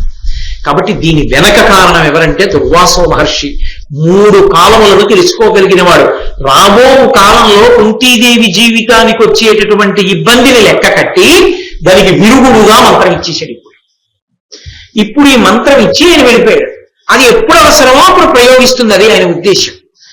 కాబట్టి ఇప్పుడు ఆ మంత్రం ఇచ్చి ఆ మంత్రాన్ని శాస్త్ర ప్రకారంగా ఎలా ఉపదేశించాలో, దానికి అంగన్యాస కరన్యాసాలు ఎలా ఉంటాయో, దాని జపం ఎలా చెయ్యాలో, దాని ధ్యానం ఎలా ఉంటుందో, ఆ ధ్యానమనందు ఆ అధిష్టాన దేవతని మనోనేత్రంతో ఎలా దర్శనం చెయ్యాలో అవన్నీ నేర్పాడు. నేర్పి వెళ్ళిపోయాడు. కొన్నాళ్ళు అయిపోయిన తర్వాత ఈమె ఋతుస్నాత అయింది. ఋతుస్నాత సంతానములు పొందడానికి అర్హురాలు. కాబట్టి ఆమె అంతఃపురంలో పైన నించి ఉండగా సూర్యోదయం అవుతుంది. సూర్యోదయం అవుతుండగా బాలభానుడు బింబం కనపడింది. బాలభానుడి బింబం చాలా ఆకర్షణీయంగా ఉంటుంది, ఎర్రటి బింబం చాలా అందంగా ఉంటుంది. కొద్ది నిమిషాల్లో ఇక మాంసనేత్రంతో చూడలేము, దుర్నిరీక్షుడైపోతాడు. ఆ బింబం వంక చూసి ఆమె చూసి, అబ్బా ఎంత బాగుందో సూర్యబింబం. సంస్కృత భారతానికి ఆంధ్ర భారతానికి కొద్దిగా తేడా ఉంది ఇక్కడ కర్మచరణ ఘట్టాల్లో. ఎంత బాగుందో ఈ బింబం, ఈ బింబాల్లో ఉన్నటువంటి స్వామి ఎంత బాగుంటాడో అనుకుంది. అనగానే ఆయన దర్శనమిచ్చాడు. ఆయన సహజ కవచ కుండలములతో ఉన్నాడు, బంగారు ఛాయలో మెరిసిపోతున్నాడు. మెరిసిపోతున్నటువంటి సూర్యనారాయణమూర్తిని చూసింది. కన్య కదూ, కన్య అన్న మాటకు అర్థం ఏంటంటే కోరికలు పుట్టే పిల్ల. అందుకే తండ్రి అన్నల రక్షణలో ఉంచుతారు. కారణం ఏంటంటే పాపం అమాయకత్వం తెలియదు, దాన్ని ఆసరా చేసుకుని ఎవరో దుర్వినియోగం చేయకూడదని. కాబట్టి ఆ పిల్ల ఏం చేసిందంటే చూసి, అబ్బా నాకు ఇలాంటి కొడుకుంటే అనుకుంది. ఆయన గభాలో వచ్చేసాడు. పైగా ఏం చేసింది, దుర్వాసో మహర్షి మంత్రం ఇచ్చారుగా అని మనస్సులో అనుకుని, ఇలాంటి కొడుకుంటే అనుకుని, నాకు మహర్షి మంత్రం ఇచ్చి నువ్వు ఎవరిని పిలిస్తే వాళ్ళు వచ్చి నీ కోరిక తీరుస్తాడు అన్నాడు కదా, మంత్రం పనిచేస్తోందా చూడాలనుకుంది. చెయ్యకూడని ప్రయోగాలు, అది అక్కర్లేని పని. అది గబుక్కుని మంత్రాన్ని చేసింది. చేసేటప్పటికి వచ్చేసాడు ఆయన. వచ్చేసి ఎదురుగుండా నిలబడి కుంతి, నువ్వు నన్ను ఏ కోరికతో పిలిచావో ఆ కోరిక నీకు అనుగ్రహిస్తాను అడిగిపోయి. ఎందుకని? ఆమె కన్య, ఆయన అనుగ్రహిస్తానంటున్నది పుత్రుణ్ణి. ఎలా చెల్లుతుంది? ఇంతకు ముందు మంత్రం చేతిలో ఉంది కదా అని బాలభానుణ్ణి చూసి కన్యాచాపల్యం, కోరరాని కోరిక మనసులో కదిలింది. వచ్చేశాడు దేవత. ఇప్పుడు సంశయంలో పడిపోయి ఆయనతో అంది, కార్యమొక్కటి లేదు, కౌతుకమున నేను మంత్రము నుడివితి, ఇంత మాత్ర చేసి నీకు ఇచ్చటికి విచ్చేయమేలా, తిరిగి అడుగుము బ్రహ్మల దేవ నీవు. నేను కౌతుకమున ఏదో కుతూహలంతో మంత్రం పనిచేస్తుందా అని చేసేసానంతే, తప్ప నాకేం పని లేదు. ఉట్టినే రమ్మన్నానంతే. నిజంగా అలా రమ్మందా? ఉట్టిని చూద్దాం అసలు వస్తారేమో అంటే ఇంకోలా ఉండేది. పిలిచినప్పుడు నాకు ఇలాంటి కొడుకుంటే అన్న భావన కలిగింది. అందుకని ఇప్పుడు ఆయన ఎదురుకుండా నిలబడ్డాడు. వచ్చి ఏమీ పని లేదు. ఇప్పుడు ధర్మ సంకటం వచ్చింది. అమ్మో కొడుకు పుడితే కన్యని ప్రమాదం కాదు, జీవితం ఏమైపోతుంది, తన జీవితం కాదు పుట్టింటి వారు ఏమైపోతారు, పెళ్ళి ఏమైపోతుంది. భయపడిపోయి ఏమీ పని లేదండి, ఇది కన్యాచాపల్యం, వెళ్ళిపో. ఆయన అన్నాడు, నీవు ఏ కోర్కెతో నన్ను పిలిచావో నువ్వు జ్ఞాపకం చేసుకో. నువ్వు ఏ కోర్కెతో పిలిచావో నీ మనసుకి తెలుసు, మంత్రానికి లొంగి వచ్చిన నాకు తెలుసు. ఇప్పుడు నేను ఏ కోరిక కోరావో ఆ కోరిక తీర్చకుండా వెళ్ళకూడదు, ఎందుకంటే నువ్వు మంత్రానుష్ఠానం చేసావు కాబట్టి ఇచ్చి వెళ్ళాలి. ఆ కోరిక నా ధర్మం, అది దేవతగా, కాబట్టి నేను ఇచ్చేసేయాలి. ఒకవేళ కుదరదంటావా, పరిపక్వత లేని నీకు అటువంటి మంత్రం ఇచ్చి నన్ను అవమానించినందుకు నీ గురువైన దుర్వాసుని ఇప్పుడే బూది కుప్ప చేస్తా. 2, ఇంత అపరిపక్వత కలిగినటువంటి పిల్లకి దుర్వాసుడు ఏ వరం ఇస్తాడో అని చూసుకోకుండా ఆయన సేవలో పెట్టినందుకు నీ తల్లిదండ్రుల్ని బూడిద చేస్తా. 3, యోగ్యత లేకుండా నీ శీలాన్ని నడవడిని అనుశీలించకుండా ఇచ్చాడు కాబట్టి నువ్వు నవ్వుల పాలైపోతావు. ఎందుకంటే వీళ్ళందరూ బూది కుప్ప అయ్యాక కారణాన్ని లోకం వెతుకుతుంది, అప్పుడు నువ్వే అని తెలుస్తుంది, నవ్వుల పాలవుతావు. కాబట్టి చూసుకో, నీకు నేను దివ్య దృష్టిని ఇస్తున్నాను. ఎందుకంత కోప్పడుతున్నాను అనుకుంటున్నావేమో, నేనిచ్చిన దివ్య దృష్టితో ఆకాశం వంక చూడన్నాడు. చూసింది ఆవిడ. మనసులో ఒక కోరికతో ఒక కన్య పిలిచి వచ్చినటువంటి దేవతని తిరిగి పో అంటున్న మాట విని దేవతలు నవ్వుతున్నారు, ఇంద్రాది దేవతలు. పిచ్చాడు, వెళ్ళాడు, మంత్రంతో పిలిస్తే నాకు పనేం లేదు పొమ్మంటోంది. వేడుకుంటున్నాడు ఎదురుకుండా నిలబడి, నేను నువ్వు అడిగిన వరం ఇచ్చి వెళ్ళాలి, నా ధర్మం అని చెప్పుకోవలసిన పరిస్థితి వచ్చింది సూర్యుడికి అని నవ్వుతున్నారు చూడన్నాడు. సూర్యుడిచ్చిన దివ్య దృష్టితో చూసింది, పెద్ద సంకటంలో పడిపోయింది. ఇప్పుడు కానీ గురువు గారి కోసం, తల్లిదండ్రుల కోసం, తన జీవితం కోసం సరే నేను కోరుకున్నది కటాక్షించు అందా, కొడుకు పుడతాడు. అనలేదా ఉపద్రవం వస్తుంది. నిర్ణయించగలిగినంత పరిణత లేదు, ఎవరినైనా సంప్రదించగలదా సమయం లేదు, అవకాశం లేదు. ఎదురుగుండానా దుర్నిరీక్షుడైన సూర్యనారాయణమూర్తి నిలబడుతున్నాడు. ఆమె ఈ మాటకి మిక్కుటమైనటువంటి సిగ్గుపడిపోయి దుర్వాసో మహర్షి ఇచ్చిన మంత్రము ఎంత శక్తివంతమో నిరూపణమైపోయింది ఆమె జీవితంలో.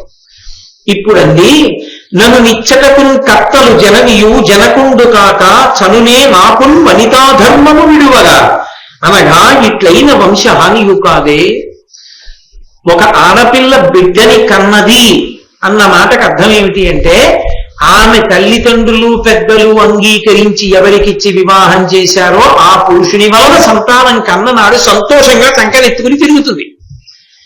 ఈ పూర్వాంగం లేదు నాకు, ఇప్పుడు నువ్వు సంతానాన్ని ఇస్తానంటున్నావు, ఈ సంతానం నా ప్రతిష్టకి భంగకారణం కదా, తెలిసి తెలియని ఆడపిల్లని పిలిచాను, అంతేకాని ఇంత ధర్మ సంకటం ఉంటుందని నాకు తెలియదు.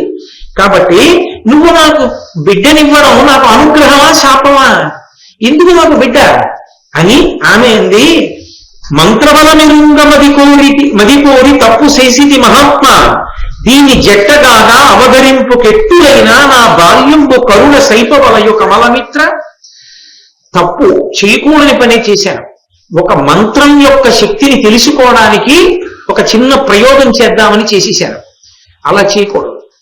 ఇచ్చినవాడు మహర్షి, చాపల్యంతో చేశాను, ఖచ్చితంగా తప్పే. కాబట్టి నేను క్షమార్పణ వేడుకుంటున్నాను, నన్ను క్షమించి, నిన్ను పిలిచినందుకు క్షమించి నువ్వు వెళ్ళిపో, నాకు సంతానం వద్దు, నన్ను అనుగ్రహించు అంది. అని ఆయనతో ముదముదలిప్ప బంధుజనముల్ గురువర్గము కూడి రూఢి నొప్పిదముగ ధర్మ మార్గమున పెండిలిసేయక పిమ్మటం సమున్ మదరసకేలి లీలకు క్రమంబున దాత కులంబు శీలమున్ మొదలి బధూజనంబులకు వచ్చున ఇమ్మెయి వెట్క సల్పగన్. లోకంలో ఆడపిల్లకి సంతానం కలగడానికి యోగ్యమైన శృంగార కేళి ఎప్పుడు అర్హత కలుగుతుంది అంటే, పెద్దలైనటువంటి వారు ఆమె ఏ పురుషుని పక్కన కూర్చోవాలో విచారణ చెయ్యాలి. ఆమె ఈయన పక్కకి చేరవచ్చు అని నిర్ణయం చెయ్యవలసిన వాళ్ళు పెద్దలు. వాళ్ళ నిర్ణయం లేకుండా చేరిపోతే ఖచ్చితంగా అది జీవితంలో ఇడుగులు చూపించి తీరుతుంది, కష్టాలిచ్చి తీరుతుంది అది. కాబట్టి నా తండ్రి, నా తల్లి, నా పెద్దలు నిర్ణయం చేసిన తరువాత నేను ఒక పురుషుని పక్కకి చేరి అతనితో అప్పుడు శృంగారకేళి జరపాలి. అది ధర్మశాస్త్రం. దానిలో ఒక బిడ్డల్ని కనాలి తప్ప నా తల్లి, నా తండ్రి, నా బంధువులు నిర్ణయించకుండానే నేనే స్వతంత్రంగా నిన్ను పిలిచి సంతానం కన్నామంటే నేను పతిగా పొందినట్టు. అప్పుడు దాని ఎందుకు శృంగారకేళి అంతర్భాగం అయిపోయింది. అప్పుడు నేను ఇంకొకరికి ఎలా భార్యనవుతాను? నా కన్యాత్వం పోయిందిగా, నేను కన్యని కాను. కన్యని కాని దానిని వేరొక పురుషుణ్ణి చేపడితే ఆయన్ని మోసం చేసినట్టు. ధర్మాత్ముడైతే పసిగట్టేస్తాడు, తన తపోబలం చేత శపిస్తాడు. పైగా అసలు నాకు చెల్లదు, ఇక కులవదు. కాబట్టి లోకంలో నేను వివాహపూర్వ శృంగారానికి పాల్పడినట్టు.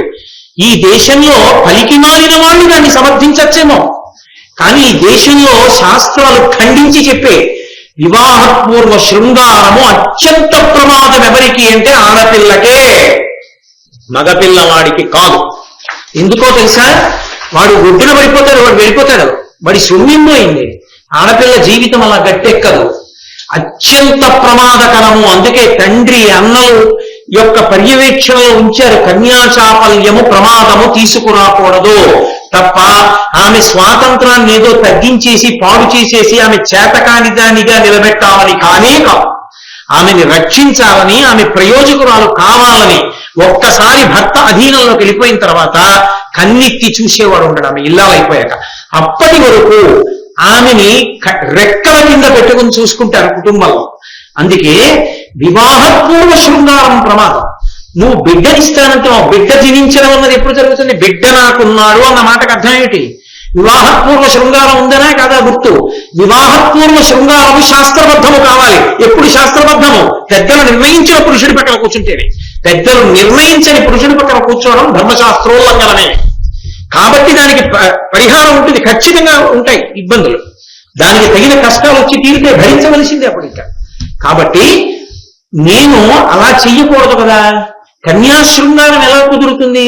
ఎంత ధర్మం మాట్లాడుతోందో చూడండి. ఇప్పుడు ఇది చాపల్యం కలగక ముందు ఉండాలి. ఆడపిల్లకి బాల్య చాపల్యం అని ఎలా అంటామో, కన్యా అన్న మాటకున్న అర్థాల్లో ఒకటి.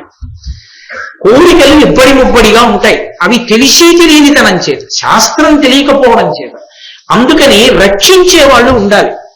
అందుకని రక్షకత్వం పెడతారు పక్కన. తల్లి, అక్కలు, చెల్లెళ్ళు, అన్నలు, తమ్ముళ్ళు ఆమెని కాపు కాసుకుంటుంటారు. ఆమె అమాయకత్వం చేత ఆమె బలైపోకూడదని. కాబట్టి వివాహపూర్వ శృంగారం ఎలా కుదురుతుంది? బిడ్డలు పక్కనుంటే నేను 3 లోకములలో అందగత్తెని కావచ్చు. ఇంతకు ముందు కుంతిభోజుడు ఏం చెప్పాడో అవన్నీ పోతాయి ఒక్క పని వల్ల. ఇన్ని నశించిపోతాయి, లోకం అంగీకరించదు దాన్ని.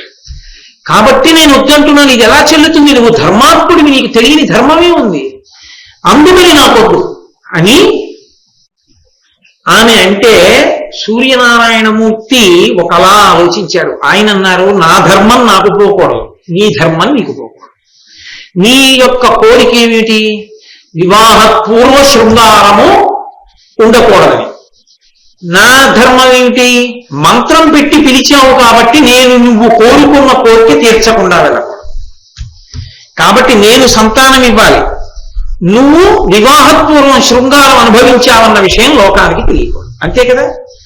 నువ్వు అన్న మాటలోనే నీ మనసులోని కోరిక మళ్ళీ వ్యక్తమైందన్నాడు. అందుకని నీ కన్యాత్వం పోదు, వరమిస్తున్నాను, నువ్వు కన్యగానే ఉంటావు. దేవతలు సంతానాన్ని ఇచ్చేటప్పుడు సంస్కృత భారతంలో నాభీస్పర్శ చేశాడంతే ఆయన. ఎందుకంటే నాభీ సంబంధం కదా బిడ్డ, అందుకని బొడ్డుని ముట్టుకున్నాడంతే. దేవతలు సంకల్పం చేత కూడా అనుగ్రహిస్తారు. కాబట్టి నేను సంతానాన్ని ఇచ్చి వెళ్ళిపోతున్నాను అని, నువ్వు గర్భిణి అవుతున్నావు, నా తేజస్సుతో కుమారుడు జన్మిస్తున్నాడని అనుగ్రహించి వెళ్ళిపోయాడు. వెళ్ళిపోయిన కారణం చేత గర్భవతి అయింది. కానీ ఆమె లోకానికి మాత్రం గర్భవతి అని తెలియదు. ఎందుకని? ఆమె తలోదరిగానే ఉంటుంది. తలోదరి అంటే లోపలికి వెళ్ళిన కడుపుతో ఉంటుంది. గర్భం ధరిస్తే గర్భం ముందుకు వస్తుంది. లోక విరుద్ధంగా ఆమె కన్యగా కడుపు ఎలా ఉండేదో అలాగే ఉండిపోయింది. ఆమె నిండు చూలాలైనా కూడా సూర్యనారాయణమూర్తి యొక్క అనుగ్రహం చేత. ఎవ్వరికీ తెలియదు. ఒక్క వృద్ధ గాది యొక్క కుమార్తెకి మాత్రమే తెలుసు ఆమె గర్భిణి అని. ఆమెకి ప్రసవ సమయం ఆసన్నమైంది. ఈమె సహాయం చేసింది. పిల్లవాడు పుట్టాడు. ఒక మొగ్గ పువ్వుగా విచ్చుకున్న తరువాత అందులో సౌరభం ఎంత సహజంగా వచ్చేస్తుందో, కన్యనై బిడ్డని కన్నానా ఇల్లాలినై బిడ్డని కన్నానా అన్న దాంతో తల్లితనానికి సంబంధం లేదు. పాలు చేకులకు వచ్చింది. నా బిడ్డడు అని చూసుకుంది. బంగారు కాంతితో వెలిగిపోతున్నాడు బాలసూర్య బింబల్లా. సహజ కవచ కుండలాలతో ఆనాడు తాను సూర్యుడిని ఎలా చూసిందో అలాగే ఉన్నాడు. వాడిని చూసి వదలలేకపోయింది. అబ్బా, సహజ కవచ కుండలాలతో బిడ్డడు లేరు లోకంలో. ఇటువంటి బిడ్డడికి తల్లిని. కానీ వివాహపూర్వ శృంగారం. పిల్లవాడిని చూస్తే లోకం శంకిస్తుంది. కాబట్టి వీడిని పెంచలేను, తల్లిగా ఉంచుకోలేదు, వదలలేను, ఎవరికీ చెప్పలేను. మూడే మార్గాలు. ఒకటి, బిడ్డన్ని వదిలిపెట్టలేక చచ్చిపోవడం. 2, బిడ్డన్ని చంపడం.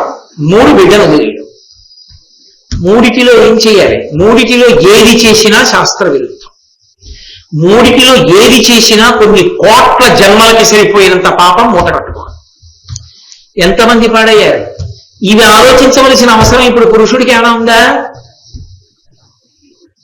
అందుకని తస్మాత్ జాగ్రత్త జాగ్రత్త అని చెప్పడం. శాస్త్రాలు ఏదైనా మాట్లాడాయి అంటే ఏదో ఎవరినో తక్కువ చేసి మాట్లాడాలని కాదు. సహజంగా లోకంలో ఎవరికి ఈ ఒక్కొక్క ఉపాధికి ఉండే బలహీనత ఉపాధికి ఉంటుంది, ఒక ఉపాధికి ఉండే బలం ఒక ఉపాధికి ఉంటుంది. తప్ప హేతువుని మరిచి మాట్లాడడం, యథార్థాన్ని విడిచిపెట్టి మాట్లాడడం అర్థరహితమైన విషయం. అమాయకుల జీవితాలతో చెలగాటమాడటం. ఉన్న యథార్థమైన విషయాన్ని మాట్లాడడమే బాగుంటుంది తప్ప సూర్యనారాయణమూర్తి కదా అని నేను ఈ మాట మాట్లాడకపోతే మహాభారతంలో కుంతి జీవితంలోంచి ఏమి వ్యాసుడు అందిద్దాం అనుకుంటున్నాడు అన్నది అందించడంలో నేను పొరపాటు పడతాను. కాబట్టి ఆ మాట నేను అనకుండా ఉండాలి. పురుషుడు కాబట్టి సూర్యుడు ఆలోచించడు. ఇప్పుడు ఆయనకి సంబంధం లేదు, ఆయన ధర్మం అయిపోయింది. ఆలోచించవలసింది ఎవరు? ఈమె. ఈమె ఏం చేసినా పాపం ఎవరిది? ఈమెదే. కాబట్టి బిడ్డను ఉంచుకోలేకపోయింది. ఎందుకని? కన్న తల్లిదండ్రుల్ని తిడతారు, పెంచుకున్న తల్లిదండ్రుల్ని తిడతారు, మంత్రం ఇచ్చిన గురువుని తిడతారు, బిడ్డనిచ్చిన సూర్యనారాయణమూర్తిని తిడతారు, ఒళ్ళు మరిచి ప్రవర్తించావని తన్ని తిడతారు. ఆ పిల్లాన్ని చూసి 10 మంది నవ్వుతారు. సహజ కవచ కుండలాలతో పుట్టి 10 మందిలో నవ్వుల పాలయ్యే కన్నా వీడెవరో తెలియని అనామకుడైపోవాలను. ఒక పెట్టె ఒకటి తెప్పించి దాని నిండా సుగంధ ద్రవ్యాలు, మెత్తటి పాన్పు ఏర్పాటు చేసి నవ్వుతున్నటువంటి బొద్దుగా ఉన్న ఆ పిల్లవాడు కిలకిలా నవ్వుతుంటే ఆ పిల్లవాడిని మందసంలో పెట్టి పెట్టె మూసేసి ఒక పడవలో పెట్టి ఆ పడవని తీసుకుని వెళ్ళి అశ్వనది ప్రవాహం మంచి వేగంగా ఉన్న చోట విడిచిపెట్టేస్తూ ఆ పిల్లవాడిని చూసి ఎంత ఏడ్చిందో మహాతల్లి. ఆవిడంది, ఏ పుణ్యసతికి నీవింక నందనుడవై ఎక్కడ పడియడో ఏ నిరుంగా, ఏ పుణ్యరాలుకో ఇప్పుడు నిన్ను పుత్రుగా గాంచుటకు మేవి కలను గాంచు, లలిబాంసుకేలి నల్లన నరయాడుచు అవ్యక్త మధుర వాక్యామృతంబు వీనుల కురియుచు వెడద కన్నుల పిన్న నవ్వును శుభలక్షణములు నమర తేజరిల్లు నిన్ను తెరవ యవ్వత యొక్కో అడవ గుర్చి ఉరమునందు చేర్చి వేట్క మిగుల వేనవేల భంగుల కొని ఆడి నవ్వుచు ముద్దులాల కొడక.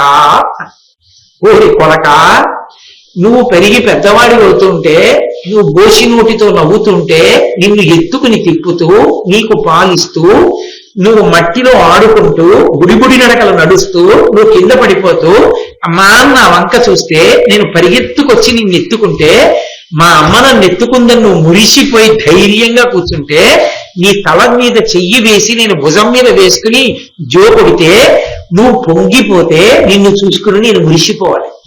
అవ్యక్త మధురం అంటే అది మాట కాదు, కానీ దానికి అర్థం లేదు. అయినా నువ్వు నీ భావనని అవ్యక్త మధురమైన మాటలతో వ్యక్తం చేస్తుంటే అమ్మ కొద్దిగా వాడికి తెలుస్తుంది, ఈవిడ మా అమ్మ అని తెలుస్తుంది. అమ్మ వచ్చి ఇలా నించుందనుకోండి, వాడు కాళ్ళు చేతులు గబగబ కదిపేసి ఇంత బోసినో తెరిచేసి నవ్వేసి ఇలా కొట్టేసుకుని ఉంగా అంటాడు. ఏ నాన్న అని ఇలా ఎత్తుకునేటప్పటికి పొంగిపోయి అమ్మ మెడిలా పట్టేసుకుంటాడు, ఇలా కొంగు పట్టేసుకుంటాడు. అమ్మ ఎంత పొంగిపోతుందో ఆ ధనులు విని, తన పట్ల ఆవిష్కరించినటువంటి ప్రేమ. ఒక నాయనమ్మ ఎంత పొంగిపోతుందో, ఒక తాత, ఒక అమ్మమ్మ, ఒక తాతయ్య, ఒక మేనమామ ఎంత పొంగిపోతారో ఆ బిడ్డడు గుర్తుపట్టి అవ్యక్త మధురత్వాలు చేస్తుంటే. నాకు లేదా అదృష్టం, ఏ తల్లికో దొరుకుతావు, ఆవిడికి నందనుడవయ్యావు. అది ఆవిడ మాటల అర్థం. నందన శబ్దం ఆనందకారకం. పిల్లవాడు ఏడవడం తల్లికి ఆనందం. లోకంలో ఎవరు ఏడిచినా ఆనందం కాదు. పుట్టిన బిడ్డవాడు ఏడవకపోతే తల్లికి శోకకారకం.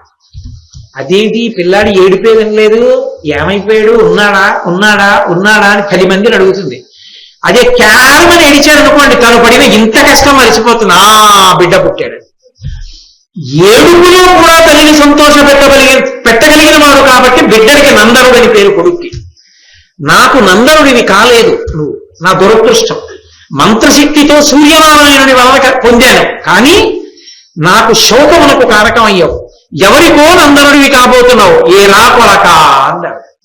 ఏమిరా నా దురదృష్టం, నీది కాదు, తప్పు నాది. ఎలా నిన్ను పొందాలో అలా పొందలేదు. ఇది ధర్మరాజు గారు భీముడు అర్జునుడి విషయంలో అన్వయం కాదు. ఎందుకని భర్త అనుమతితో పొందింది దేవతల వల్ల సంతానం కాబట్టి వాళ్ళు తన కొడుకులు అని చెప్పింది. చెప్పలేకపోయింది నా కొడుకు అని చెప్పలేకపోయింది 10 మందిలో. కనుక ఇనుడరచేత మాటుబడుటెన్నడు కలుగుని, నిన్ను నెమ్మినే గనియత కాక ఇంకా కొంత ఒక కాలమునకు దైనందనూజ, నీ విలుత శరీర భావమును వీనుల సన్మణి కుండలంబులు ఘనతర వజ్రవర్మము ప్రకాశతనందక యుండనేర్చునే. ఎక్కడో చిన్న కొడిగడుతున్న దీపం మిణుకు మిణుకుమన్నట్టుగా ఓ మాట అంది. కొడక, లోకంలో తప్పిపోయిన బిడ్డల్ని తల్లిదండ్రులు పోల్చుకోవడంలో కష్టపడతారేమో, కానీ నిన్ను మాత్రం నేను ఏదో ఒక రోజున తప్పకుండా గుర్తుపట్టి సంతోషాన్ని పొందుతాను. ఎలా గుర్తుపడతానంటావా? నీకు సహజ కవచ కుండలాలు ఉన్నాయి. ఈ సహజ కవచ కుండలాలున్న వాడివి ఈ పృథివీ మండలం మొత్తం మీద నువ్వే. కాబట్టి నువ్వు గొప్ప పరాక్రమవంతుడవుతావు, ఎందరో వీరుల్ని తెగటారుస్తావు, నిన్ను చూసి ఎందరో స్త్రీలు మోహిస్తారు. అప్పుడు ఆయన ఎవరు అన్నప్పుడు నువ్వు ఏ పేరుతో ఉన్నా ఆయనకి సహజ కవచ కుండలాలున్నాయిట అన్ననాడు నిన్ను చూసుకుని విరిచిపోతాడు. కాబట్టి నువ్వు నా కొడుకు అని గుర్తుపట్టడానికి నాకు ఇబ్బంది లేదు. అరిచేతిని అడ్డుపెట్టి సూర్యకాంతిని ఆపగలవా?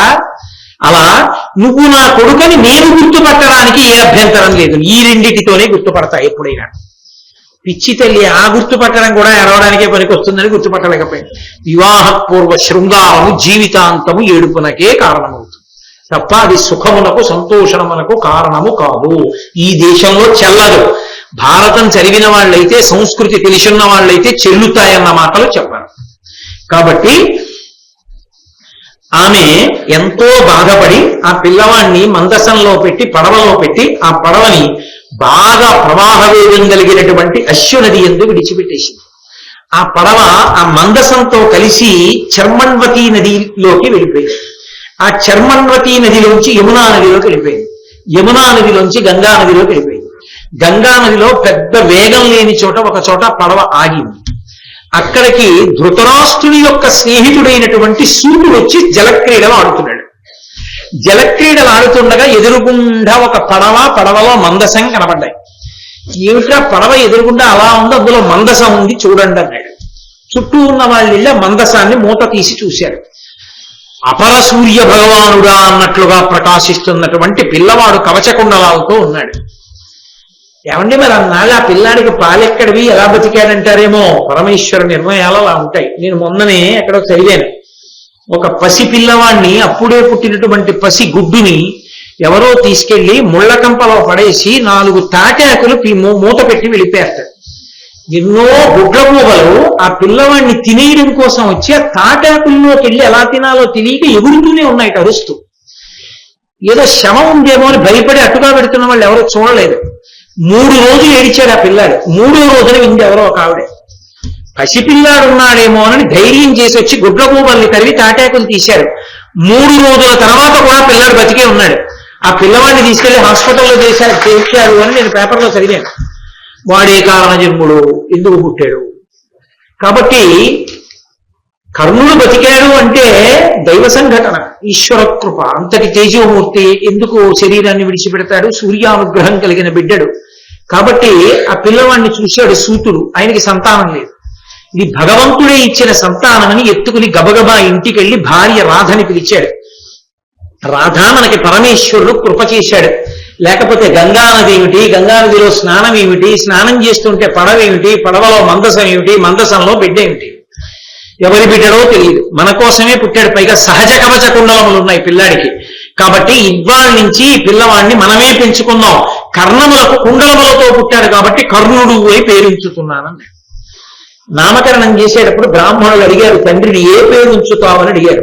కర్ణ అన్నాడు. వాళ్ళు అన్నారు, మేము కూడా ఓ పేరు పెడుతున్నాం ఈ పిల్లాడికి. నామకరణం తండ్రి చెప్తారు, తాతగారిది అధికారం అసలు. తాతగారు తండ్రికి చెప్తారు. వాళ్ళు అన్నారు, బ్రాహ్మణులు అన్నారు, లోకంలో ఎన్నో నామకరణాలు చేశాం, అందరూ ఆ బిడ్డల తండ్రి ఏ పేరు చెప్తే లేకపోతే తాతగారు ఏ పేరు చెప్తే ఆ పేరు పెట్టాం. ఈ పిల్లవాడికి మేము కూడా ఓ పేరు పెడదాం అనుకుంటున్నాం. ఎందుకో తెలుసా, ఇంత కాంతి ఏ పిల్లవాడిలో మేము ఇప్పుడు చూడాలి. ఇదేమిటి, బంగారు రంగుతో బాలసూర్యుడు ఎలా ఉన్నాడో అలా ఉన్నాడు, కళ్ళు దిగ్గుమనేటట్టున్నాడు. ఈ కాంతి ఏమిటి పిల్లాడికి. అందుకని మేము ఒక పేరు పెడుతున్నాం, ఈ పిల్లవాడి కాంతిని దృష్టిలో పెట్టుకుని ఈ పిల్లవాడి పేరు వసుసేనుడు అన్నారు వాళ్ళు. అందుకని 2 పేర్లతో పిలువబడ్డారు. వసుసేనుడు ఒక పేరు, కర్ణుడు ఒక పేరు. 2 పేర్లతో పిలవబడి పెద్దవాడయ్యాడు. అందుకని అతను సూర్యుడి యొక్క కొడుకు. జనమేజయ మహారాజా, మళ్ళీ వెనక్కి వెళ్ళండి. అడిగాడు కదా మధ్యలో, అసలు ఏమిటి రహస్యం ఉంది చెప్పమన్నాడు. అందుకని వైశంపాయనుడు జనమేజయుడితో చెప్తున్నాడు. అందుకని వాళ్ళిద్దరి మధ్య ఒక అనుబంధం ఉంది, సూర్యుడి కొడుకు కర్ణుడు. కాబట్టి తన కొడుకు కవచకుండలాలు పోతాయని తాను వచ్చాడు. వచ్చి ఇంద్రుడు వస్తాను జాగ్రత్తరా అని పరాకు చెప్పి వెళ్ళాడు. అప్పుడు కూడా నేను నీ తండ్రిని అని మాత్రం చెప్పలేదు. తల్లి ఏడిచింది కానీ ఆవిడ చెప్పలేదు. తండ్రి తెలిసిండి పరాకు చెప్పాడు కానీ తాను చెప్పలేదు. కారణం ఒక్కటే కారణం, వివాహపూర్వ శృంగారం. ఇందులో మళ్ళీ మహాభారతంలో ఒక పెద్ద చిక్కు ప్రశ్న ఒకటి ఉంది. అలా వివాహపూర్వ శృంగారంలో పుట్టినటువంటి కర్ణుడు లోకకంటకుడయ్యాడు. కర్ణుడిని చూసుకునే దుర్యోధనుడు యుద్ధానికి వెళ్ళాడు, లేకపోతే యుద్ధమే జరగదు కురుక్షేత్రం. కాబట్టి లోకనాశనానికి కర్ణుడు కారకుడయ్యాడు. ఇంకొక కన్యకి కూడా పుత్రుడు పుట్టాడు. సత్యవతీదేవికి కన్యాత్మనందే కొడుకు పుట్టాడు. ఆయన వ్యాస భగవానుడు. ఆయన లోకమంతటి చేత నమస్కరింపబడ్డాడు. ఇప్పటికీ గురు పౌర్ణమి నాడు నమస్కరింపబడుతున్నాడు. మరి ఒక కన్యాగర్భం లోకనాశనానికి కారణమైతే ఓ కన్యాగర్భం లోకోద్ధరణకి ఎలా కారణమైంది అంటే, చాపల్యము కన్యది కర్ణుడు పుట్టడంలో. వ్యాసజననమునందు సత్యవతీదేవికి చాపల్యం లేదు, కారణజన్ముడు. పరాశర మహర్షి నీ వలనే పొందాలి కొడుకునని ఇచ్చేశాడంటే, ఆమె మరులు కొనలేదు, ఆమె పరాశర మహర్షిని కోరలేదు. పరాశర మహర్షి కోరి ఇచ్చారంటే నీ వలన పుట్టాలి కారణజన్ముడు, అందుకు పుడుతున్నాడని చెప్పాడు. వ్యామోహము స్త్రీ వైపు నుండి లేదు కాబట్టి ప్రమాదము అంకురించలేదు. అందుకే వ్యాసుడు నా కొడుకుని చెప్పుకోగలిగినాడు. ఆయన లోకోద్ధారకుడు కాగలిగాడు. వివాహపూర్వ శృంగారము, ఆడపిల్ల తొందరపడడం, ఆడపిల్ల దాన్ని కప్పెట్టే ప్రయత్నం చేయడం ఎప్పటికీ ఆమె జీవితంలో ఇడుగులే. అవి ఎప్పటికీ తీరేవి కావు. తీర్పు మహాభారతం. కాబట్టి తద్వ్యతిరేకంగా ఎవరూ చెప్పకూడదు, పిల్లల్ని పాడు చెయ్యకూడదు. నీకేం చెప్పి వెళ్ళిపోతావు, జీవితాలు పాడైపోతే నువ్వే కర్త అవుతావు. ఆ పాపం చుట్టుకోకుండా ఉండాలి అంటే ఉన్న విషయాన్ని ఉన్నట్టే చెప్పాలి. మహాభారతంలో వ్యాసుడు ఎందుకు ఇచ్చాడో ఆ విషయాన్ని ఉన్నట్టు చెప్పాలి తప్ప, చెప్పడానికి మొహమాటం అయితే మార్చి ఇంకోలా మాట్లాడడం చాలా తప్పు. అలా చెప్పకూడదు, ధర్మ వ్యతిరేకంగా. కాబట్టి అందుకు చెప్పాడయా సూర్యనారాయణుడు. సరే, ఆ తర్వాత ఇంద్రుడు రావాలి కదూ, అందుకని వచ్చాడు. ఆయన బ్రాహ్మణ వేషంతో వచ్చాడు. ఇది దోషం. ఏ తల్లి కడుపున ఏ తండ్రి కడుపున పుట్టాడో ఆ తల్లిదండ్రులే మా బిడ్డ అని చెప్పి పెంచి ఉంటే కర్ణుడు ఎలా ఉండేవాడు అన్నది అసలు ఊహకు అందని విషయం. అసలు మహాభారతం అందది. ఇంకా అసలు ధర్మరాజు గారు రాజే కాడి, కర్ణుడే రాజు. కర్ణుడు రాజ్యరికం చేస్తాడు. పైగా ఇంకొక మాట చెప్పాలంటే యుగాంతం వరకు కర్ణుడే రాజు. ఎందుచేత యుగాంతమేమి, కలియుగంలో కూడా కర్ణుడు ఉంటాడు. కారణం, కర్ణుడు చిరంజీవి. కర్ణుడి కవచకుండలాల్లోంచి అమృతం పడుతుంటుంది. అమృతం పడుతుంది కాబట్టి ధర్మరాజు, భీముడు, అర్జునుడు, నకులుడు, సహదేవుడు వెళ్ళిపోతారు కాబట్టి తప్ప కర్ణుడు వెళ్ళడు. కర్ణుడు వెళ్ళడు కాబట్టి కర్ణుడే ధర్మంతో రాజ్యానికి కూర్చుంటే అసలు ద్వాపర యుగం తర్వాత కలియుగం రాదు. కర్ణుడు చిరంజీవి కాబట్టి. కాబట్టి కర్ణుడి కవచకుండలాలు పోవాలి. ఎందుకు పోవాలో తెలుసా? ఇంద్రుడు ఇచ్చి తీసుకెళ్ళడం బ్రాహ్మణ వేషంలో. ఏమంటే అంత ఇంద్రుడు ఎంత కొడుకైతే మాత్రం అర్జునుడు బ్రాహ్మణ వేషంలో వచ్చి కవచకుండలాలు అడిగి తీసేసుకోవడం ఏమిటంటే చాలా తప్పు కదా అనిపిస్తుంది. కానీ మీరు ఇంకొక కోణంలో చూడండి. అమృతం స్రవిస్తూ ఉంటుంది కాబట్టి చచ్చిపోడు, కానీ ఓడిపోతాడు. ఖచ్చితంగా అర్జునుడి చేతిలో ఓడిపోతాడు. ఎందుకంటే అస్త్ర సంపద అంతా అర్జునుడి. అస్త్ర సంపద అర్జునుడిది కాబట్టి అర్జునుడి చేతిలో కర్ణుడు ఓడిపోతాడు. చిత్రసేనుడి చేతిలోనే ఓడిపోయిన వాడు అర్జునుడి చేతిలో ఓడిపోతాడు. ఓడిపోయిన నాడు కర్ణుడు ఎదురుగుండానే దుర్యోధన దుశ్శాసనాదులు తెరటాట్ చేస్తారు పాండవులు.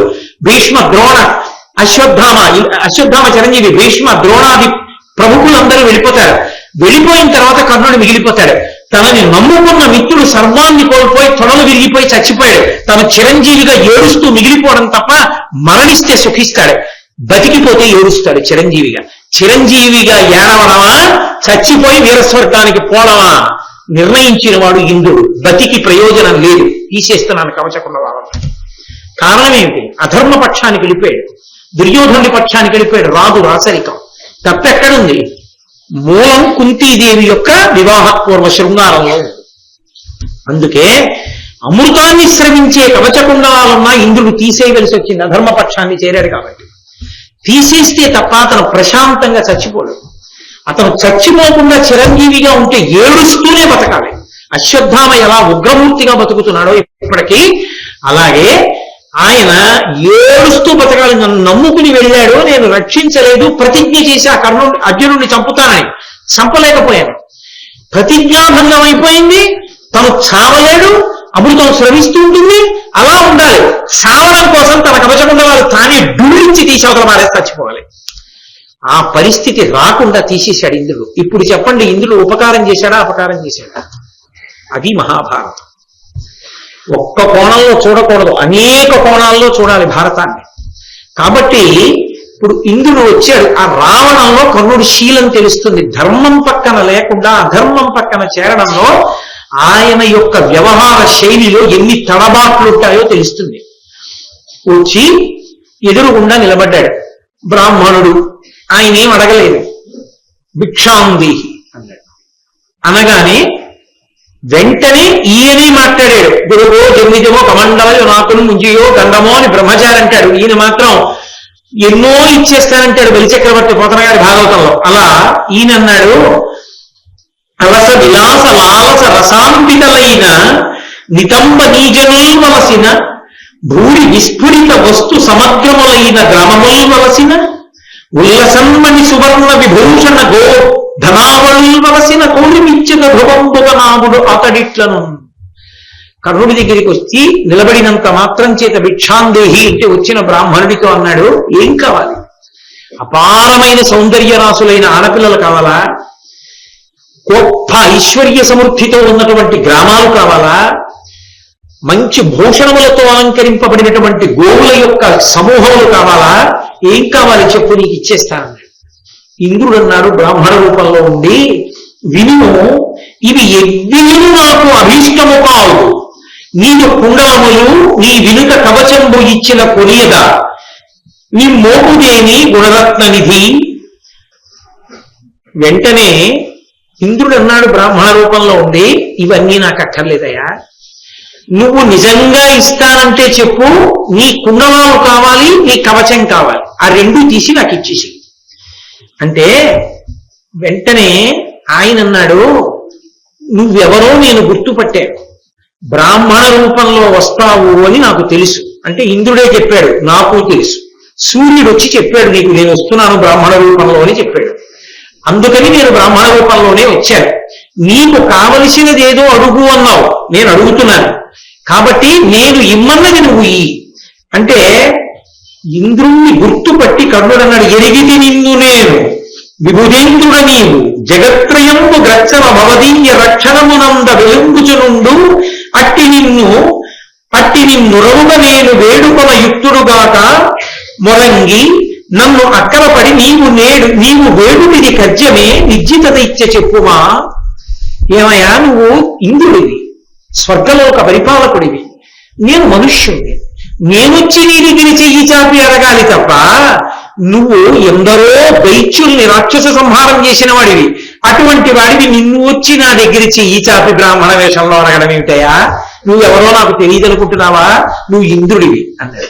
నాకు తెలుసులే, బ్రాహ్మణ వేషంలో వస్తానని సూర్యుడు చెప్పాడు అని ఆయన అన్నాడు. సరే, ఇంతకీ ఏం కావాలి? చెయ్యి చాపావుగా, భిక్షాందేహి అన్నావుగా, ఏం కావాలి చెప్పిస్తానన్నాడు. నీ కవచ కుండలాలు ఇచ్చేయి అన్నాడు. కవచ కుండలాలు ఇచ్చేసి అన్నప్పుడు వెంటనే కర్ణుడు, సరే నువ్వు వస్తావు, నువ్వు ఏదడిగినా నేను ఇచ్చేస్తాను, శక్తిని అడుగుతా, శక్తిని అడగమని సూర్యుడు చెప్పాడు, అది కూడా నీకు తెలిసి ఉండాలిగా, కాబట్టి శక్తిని అడుగుతా, శక్తిని నాకి, కవచ కుండలాలు నువ్వు పుచ్చుకో అంటే ఒకలా ఉంది. ఆయన అలా అనలేదు. ఆయన అన్నాడు, నువ్వు బ్రాహ్మణుడివి కదా, నీకెందుకయ్యా ఇవన్నీ? నీకు నేను అబ్బో కావలసినన్ని అగ్రహారాలు ఇస్తాను, మణిమాణిక్యాలు ఇస్తాను, వస్త్రభూషణాలు ఇస్తాను తప్ప ఇవన్నీ ఎందుకన్నాడు. నాకు అవి కుదరదాయా, నాకు కవచ కుండలాలే కావాలి. సరే తీసుకొచ్చాడు, ఆసనంలో కూర్చోబెట్టాడు, అర్ఘ్యపాద్యాదులు ఇచ్చాడు, పూజ చేశాడు, పొగిడాడు, ఎన్నో సేవలు చేశాడు, ప్రీతి పొందుతాడేమో అని. ఏమైనా మనసు మార్చుకున్నావా? ఏమీ లేదు, కవచ కుండలు. అంగరాజ్యం అంతా నీకు ఇచ్చేస్తాను, తీసేసుకో, నాకు రాజ్యం వద్దు. మనసు మార్చుకున్నావా అన్నాడు. ఏమీ వద్దు, నాకు కవచ కుండలు. కర్ణుడు నేను అడగగానే బ్రాహ్మణుడికి ఏదైనా ఇచ్చేస్తాను, ఇంద్రుడైనా సరే భిక్షాందేహి అంటే ఇచ్చేస్తానన్న మాట నిజమైతే అంగరాజ్యం ఇస్తాను, ఆవులు ఇస్తాను, భూషణాలు ఇస్తాను, వస్త్రాలు ఇస్తాను, అగ్రహారాలు ఇస్తాను, ఎందుకు ఇచ్చేయచ్చుగా?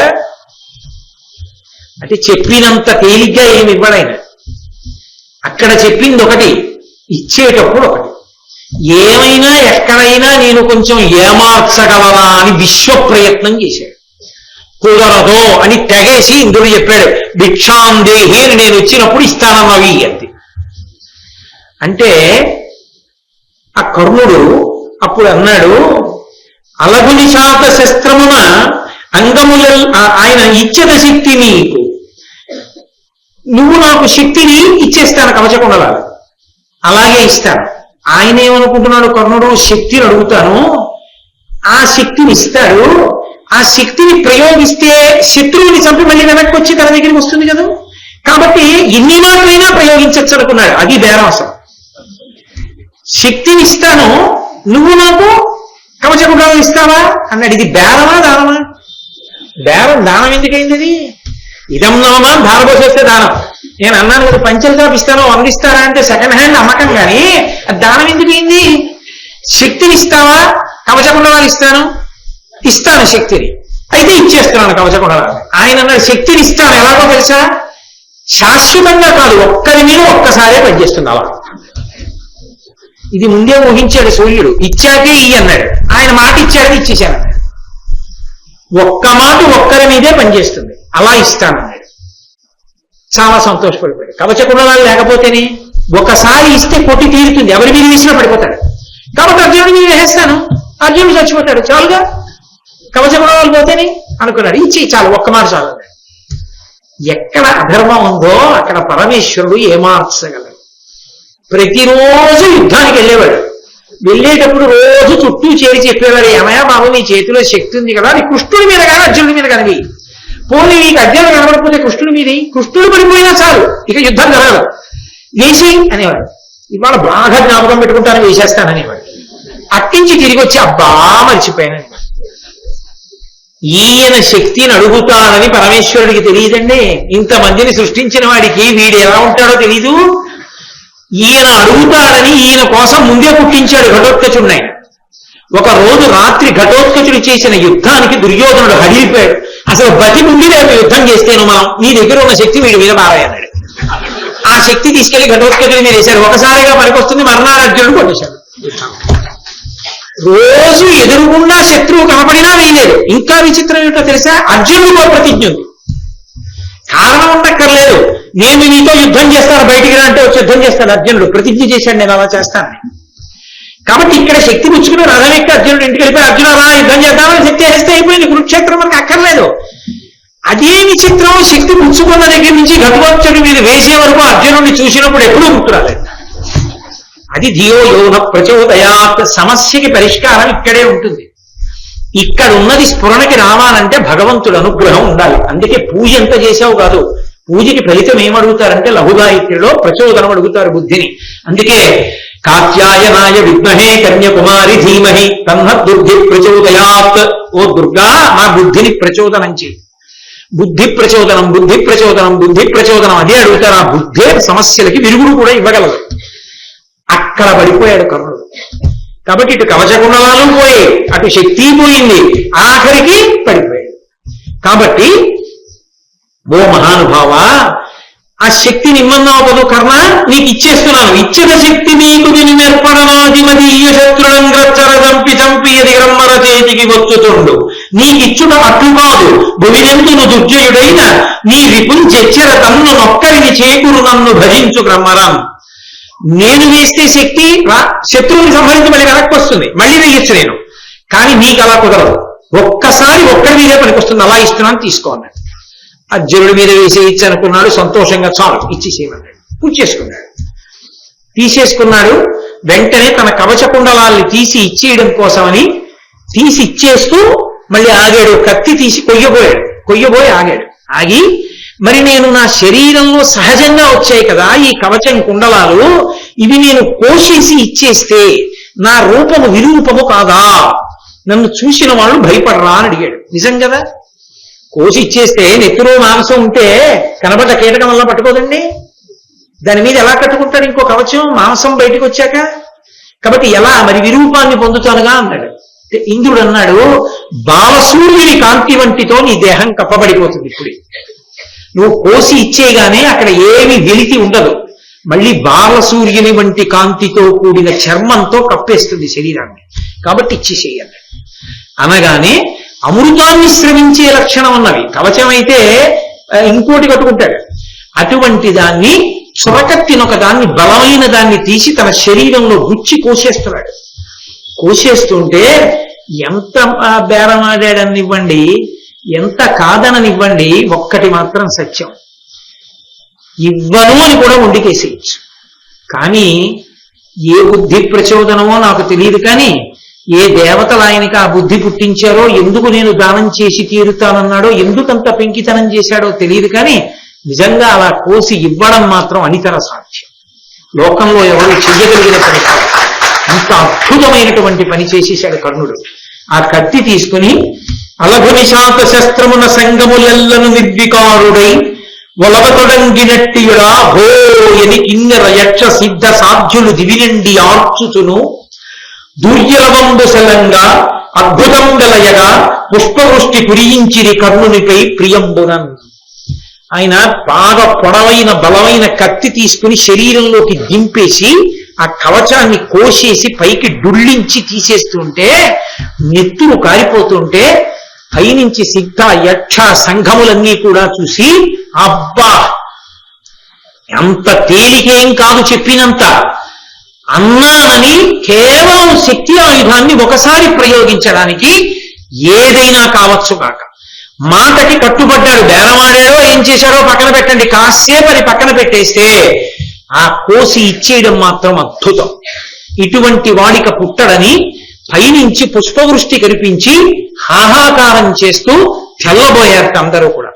అలా సిద్ధ సంఘములు, యక్ష సంఘములు, కిన్నెర సంఘములు, సాధ్యులు దివి నుండి అరుస్తున్నారట. ఆర్చుచు పెద్ద పెద్ద అరుపులు అరుస్తుండగా మనసున శంకలేక, నేను అయ్యో ఇంత బాధపడుతున్నానన్న భావన లేకుండా మాటకి కట్టుబడుతున్నానన్న సంతోషంతో కోసేశాడు. కోసేసి కవచకుండలాల్ని రెండిటినీ తీసి ఇంద్రుడి యొక్క చేతిలో పెట్టేశాడు.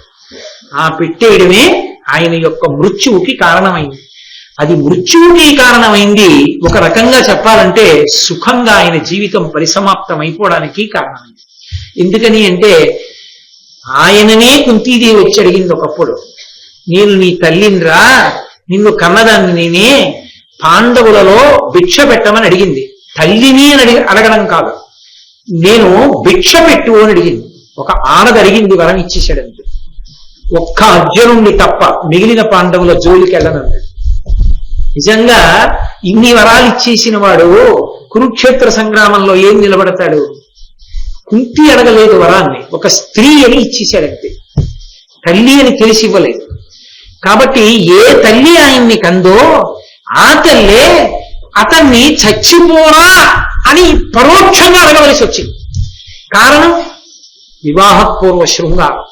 అది కొడుకుని కొడుకుగా కాపాడుకోలేకపోయింది. అది ఎంత ప్రమాదమో, అది ఒక వ్యక్తితో పోదు, లోకానికే ఎంత ఉపద్రవానికి వెళ్ళిపోయిందో. ఇది ఇక్కడితో పోలేదు. ఆఖరిన అందరూ చచ్చిపోయాక కృష్ణుడు కూర్చున్నాడు, ధర్మరాజు కూర్చున్నాడు, ధృతరాష్ట్రుడు కూర్చున్నాడు. చచ్చిపోయిన వాళ్ళ పేర్లన్నీ చదువుతున్నారు ఒక్కొక్కటి. ఒక్కొక్క పేరు చెప్తే ధర్మరాజు లేచి నా పక్షం వాళ్ళని నువ్వును నీళ్లు వదిలేవాడు. ఒక పేరు చెప్తే దుర్యోధనుడు లేచి ధృతరాష్ట్రుడు లేచి నా పక్షం వాడని నువ్వులు నీళ్లు వదిలేవాడు. కుంతీదేవి అక్కడే కూర్చుని వింటోంది. కర్ణుడు అన్నారు, నా పక్షం వాడు కాడన్నాడు ధృతరాష్ట్రుడు. ఎందుకని అంటే తన బంధువు కాడు, కొడుకుని ఆశ్రయించిన సూతుడు కాబట్టి నా బంధువు కాడు, నేను విడిచిపెట్టను నువ్వులు నీళ్ళు అన్నాడు. ధర్మరాజు అన్నాడు, నా బంధువు కాడు, నేను విడిచిపెట్టను. నువ్వులు నీళ్ళకి నోచుకోవాలి, తర్పణ లేదు. తట్టుకోలేకపోయింది కుంతీదేవి. అప్పుడు చెప్పింది లేచి, వాడు నా కొడుకురా, పెద్ద కొడుకు ధర్మరాజా, నీ అన్నగారు విడిచిపెట్టాడు. ఘోరణ ఏడ్చాడు. అన్నయ్యని చంపించేశావు కదమ్మా, రాజ్యం ఏలవలసిన వాడు పక్కన చేతులు కట్టుకు నిలబడుతున్నాడు. ఎంత పని చేశావమ్మా, చప్పేసే వరకు చెప్పలేదు. ఆడదాని నోట నువ్వు గింజనానినంతసేపు నిజము దాగకుండుగాక. ఇంత కష్టపడింది, ఏం సాధించుకుంది? ఇంత కష్టపడింది ఏ బిడ్డల కోసం కష్టపడిందో ఆ బిడ్డల్లోనే పెద్దవాడు ధర్మాత్ముడు శపించాడు తల్లిని. ఒక్క వివాహపూర్వ శృంగారం అన్న కళంకానికి జీవితం అంతా ఏడుస్తూనే ఉంది కుంతీదేవి. అంతటి మహాతల్లి, కానీ ఆమె జీవితంలో అది ఒక మాయని మచ్చగా మిగిలిపోయింది. అందుకే తస్మాత్ జాగ్రత్త జాగ్రత్త, ఆ జోలి వెళ్ళవద్దు, ప్రమాదకరము. దాన్ని నిర్ణయించడానికి పెద్దలు ఉన్నారు, పెద్దలు నిర్ణయం చేస్తారు తప్ప అన్నగారు పెళ్లి చేసుకోడు, చెల్లెలు పెళ్లి చేసి చేసుకుంటానంటాడు అంతే తప్ప ఆడపిల్ల స్వతంత్రించి, నేను పూర్తి చెయ్యక్కర్లేదు వాక్యాన్ని, మీరు అర్థం చేసుకోగలరు. కాబట్టి మహాభారతం అంత పరమ పవిత్రమైనటువంటి సందేశాన్ని ఇస్తోంది. దాని చేత మహానుభావుడైనటువంటి కర్ణుడు తుట్టతుదన సహజ కవచ కుండలములని తీసి ఇచ్చేసి యశోవిరాజితుడయ్యాడు. పుష్పవృష్టి కురిసింది పైనుంచి. ధర్మరాజు గారి బెంగ తీరిపోయింది. అమ్మయ్యా, కర్ణుడి యొక్క కవచ కుండలాలు పోయాయి. కాబట్టి ఇప్పుడు కురుక్షేత్ర సంగ్రామంలో నిలబడలేడు మా అర్జునుడి ముందు. ఇప్పుడు మాకు రాజ్యము హస్తగతమవుతుందని ధైర్యపడ్డాడు. ఎక్కడ ధర్మం ఉందో దానికి అనుకూలంగా పరమేశ్వరుడు తీర్పు చెప్పాడు. ఇన్ని విషయాలతో కూడుకున్నటువంటి గంభీరమైనటువంటి ఈ ఘట్టాన్ని ఆరణ్య పర్వం చివరలో చెప్పారు ఎర్రాప్రగడ వ్యాసుల వారి హృదయాన్ని అందుకుని. ఆరణ్య పర్వం చాలా విశేషమైన పర్వం. ఎందుచేత అంటే కోరి కోరి వింటారు ఆరణ్య పర్వాన్ని. కారణం ఏమి అంటే, ఒక్క ఆరణ్య పర్వాన్ని విన్నట్టయితే మొట్టమొదట దాని యొక్క శక్తి ఏమిటి అంటే ధర్మము యొక్క శక్తి ప్రకాశిస్తుంది. రెండవది ఏమిటి అంటే పరమతేజోమూర్తులైనటువంటి నిత్యాగ్నిహోత్రీకులైన కొన్ని వేల మంది బ్రాహ్మణులు ఎప్పుడూ ధర్మరాజు గారి పక్కన ఉన్నారు. బ్రాహ్మణ సేవ, బ్రాహ్మణ పూజ, తీర్థయాత్ర, మార్కండేయ మహర్షి దర్శనము, రోమశ మహర్షి దర్శనము, కృష్ణ దర్శనము, ఇవన్నీ కూడా ధర్మరాజు గారికి రాబోయే కాలంలో కురుక్షేత్రంలో పెట్టని కోటలై కాపాడాయి. అంతమంది ఆశీర్వచనాన్ని పొందాడు. ఆరణ్య పర్వంలోనే మహాపతివ్రతలైనటువంటి సీతమ్మ తల్లి, దమయంతి, సావిత్రి, బ్రాహ్మణి, ఆ తరువాత ద్రౌపదీదేవి, వీళ్ల యొక్క కథలు నడిచే, వాళ్ళ యొక్క గొప్పతనాలు ప్రకాశించే. ఆరణ్య పర్వము, ఆరణ్యకము అంటే ఏమిటో నేను మీతో చెప్పాను. ఉపనిషత్ గురువు శిష్యుడికి బోధించేది. ఆరణ్య పర్వమునందంతా కూడా గురువులు శిష్యులకు గొప్ప గొప్ప కథలు చెప్పి ధర్మమునందు ఊంచుకునేటట్టు చేశారు. కాబట్టి దాన్ని సంస్కృత భాగవతం వనపర్వం అని పిలిస్తే దీన్ని ఆరణ్య పర్వం అని పిలిచారు. ఎందుకని అంటే ఇందులో ఉపనిషద్ రహస్యాలున్నాయి. బ్రాహ్మణుల వలన ధర్మరాజు తెలుసుకున్నాడు, గురువుల వలన తెలుసుకున్నాడు. అంత గొప్ప పర్వమని, సమస్త ప్రయోజనములను తీర్చగలదని, ఎటువంటి ప్రమాదాన్ని తప్పించగలదని ఆరణ్య పర్వాన్ని తప్పకుండా వింటారు. ఒక దేవాలయంలో ఆరణ్య పర్వం ప్రవచనం కానీ జరిగితే మీరు నమ్మండి, ఆ దేవాలయం యొక్క తేజస్సు కొన్ని రెట్లు పెరిగిపోతుంది. ఆరణ్య పర్వం అంత గొప్ప పర్వం ఆరణ్య పర్వం. అటువంటి ఆరణ్య పర్వాన్ని రేపటి రోజు ఉపన్యాసంతో పూర్తి చేస్తాను. యక్ష ప్రశ్నలతో రేపటితో ఆరణ్య పర్వం పూర్తయిపోతుంది. మన అదృష్ట విశేషం ఏమి అంటే రేపటి రోజున బహుశः ఆరణ్య పర్వ ప్రవచనానికి ప్రీతి పొందాడో ఏమో అయ్యప్ప స్వామి. మనకి ఇక్కడ జరిగేటటువంటి సమస్తమైన వైదిక కార్యక్రమముల యందు బ్రహ్మస్థానంలో కూర్చునేటటువంటి సుబ్రహ్మణ్య శర్మ గారు అనుకోకుండా నా దగ్గరికి వచ్చి ఒక కోరిక వ్యక్తం చేశారు. నేను కోనసీమ నుండి అక్కడి నుంచి కూడా బాగా వేదం చదువుతున్నటువంటి ప్రకాండులైన బ్రాహ్మణులందరినీ పిలిచి వాళ్ళందరితో వేదం చదివించి స్వంతంగా దేవాలయం కూడా పెట్టక్కర్లేదు, నా డబ్బులతో నేను వాళ్ళ పూజ చేసుకుని వాళ్ళతో వేదం చదివిస్తానన్నారు. నేను తెల్లబోయా. ఇది కదురా అరణ్య పర్వం అంటే ఈ పర్వం పూర్తయినప్పుడు రోమస మహర్షి, మార్కండేయ మహర్షి, అనిత్యాగ్నిహోత్రీకులైన బ్రాహ్మణులు వీళ్ళందరూ కూడా ఇప్పుడు రేపు రాబోతున్నటువంటి బ్రాహ్మణ మండలినంతటినీ ఆవహించి వచ్చి ఇక్కడ వేదమంత్రాలు చదవబోతున్నారు. అది ఇలా సిద్ధించిందనమాట. నా ప్రమేయం లేకుండా, నేను చెప్పకుండా బ్రహ్మస్థానం పూనుకుంది. మార్కండేయ మహర్షి ఎలా పూనుకున్నారో అలా పూనుకున్నారు ఆయన. ఎంత విచిత్రం రా అనుకున్నాను. అందుకే రేపు ఆరణ్య పర్వ ప్రవచనం పూర్తయిపోగానే ఎందరో బ్రాహ్మణోత్తములు వస్తున్నారు. వాళ్ళందరూ కూడా వేదస్వస్తి చేస్తారు. ఆ వేదస్వస్తి అయిపోయిన తర్వాత శర్మ గారు వాళ్ళని ఆరాధన చేస్తారు. ఆ పవిత్ర కార్యక్రమాన్ని మనందరం పూర్తి చేసుకుని బహుశः ఏర్పాటు చెయ్యకుండానే ఇంకొకరి ద్వారా అంతమంది బ్రాహ్మణులు వచ్చి వేదస్వస్తి జరుగుతూ ఆరణ్య పర్వం పూర్తయినటువంటి భారత ప్రవచనం ఈ మధ్య కాలంలో బహుశः ఒక్క ఈ దేవాలయంలోనే జరుగుతుంది. కాబట్టి రేపటి రోజున ఆ అదృష్టాన్ని జారవిడిచుకోకుండా ఆ బ్రాహ్మణోత్తముల యందు మార్కండేయాది మహర్షుల దర్శనం చేసి అనుగ్రహాన్ని పొందడానికి మీ అందరూ కూడా తప్పకుండా రండి. రేపు ఆరణ్య పర్వాన్ని పూర్తి చేస్తాను. చక్కగా మనందరం కృష్ణ భగవానుని యొక్క దివ్యమైనటువంటి అనుగ్రహంతో సర్వకాలముల యందు ధర్మాన్ని అనుష్ఠించి భగవంతుని యొక్క పరిపూర్ణమైన రక్షణ, ఆయన యొక్క నిర్హేతుకమైన కృపా కటాక్ష వీక్షణముల చేత పొందుతామని వేరొక్కసారి ధైర్యంతో సెలవిస్తూ రేపు సాయంకాలం 6:30 ఖచ్చితంగా ప్రసంగం ప్రారంభమైపోతుంది. అందులో చాలా గంభీరమైనటువంటి భాగం నడవాలి. ఎందుకంటే ఆరణ్య పర్వం పూర్తవడం కూడా బ్రాహ్మణ రక్షణతోటే పూర్తవుతుంది. అరణి కోసం పెడతారు పాండవులు, వెళ్ళినప్పుడే యక్ష ప్రశ్నలు వస్తాయి. ఒక బ్రాహ్మణుణ్ణి కాపాడడం ఎంత గొప్పో, బ్రాహ్మణ ధర్మం ఎంత గొప్పదో చెప్పడంతోనే రేపటి ప్రసంగం పూర్తవుతుంది. ఆరణ్య పర్వం అంతా అలా ప్రారంభమై అలాగే పూర్తయింది. ధౌమ్యుడి సూక్తంతో మొదలై బ్రాహ్మణులతో పూర్తయి యక్ష ప్రశ్నలతో. కాబట్టి రేపటి ఘట్టం అత్యంత కీలకమైన ఘట్టం, ఆరణ్య పర్వ పరిసమాప్తి. ఆ పైన రేపటి కార్యక్రమం అయిపోయిన తరువాత ఏమి అన్నదాన్ని రేపు ప్రకటిస్తాం. మంగళాశాసనపరై మదాచార్య పురోగమై సర్వైశ్చ పూర్వైరాచార్యై సత్కృతాయాస్తు మంగళం. మంగళం కోసలేంద్రాయ మహనీయ గుణాత్మనే చక్రవర్తి తనూజాయ సర్వభౌమాయ మంగళం.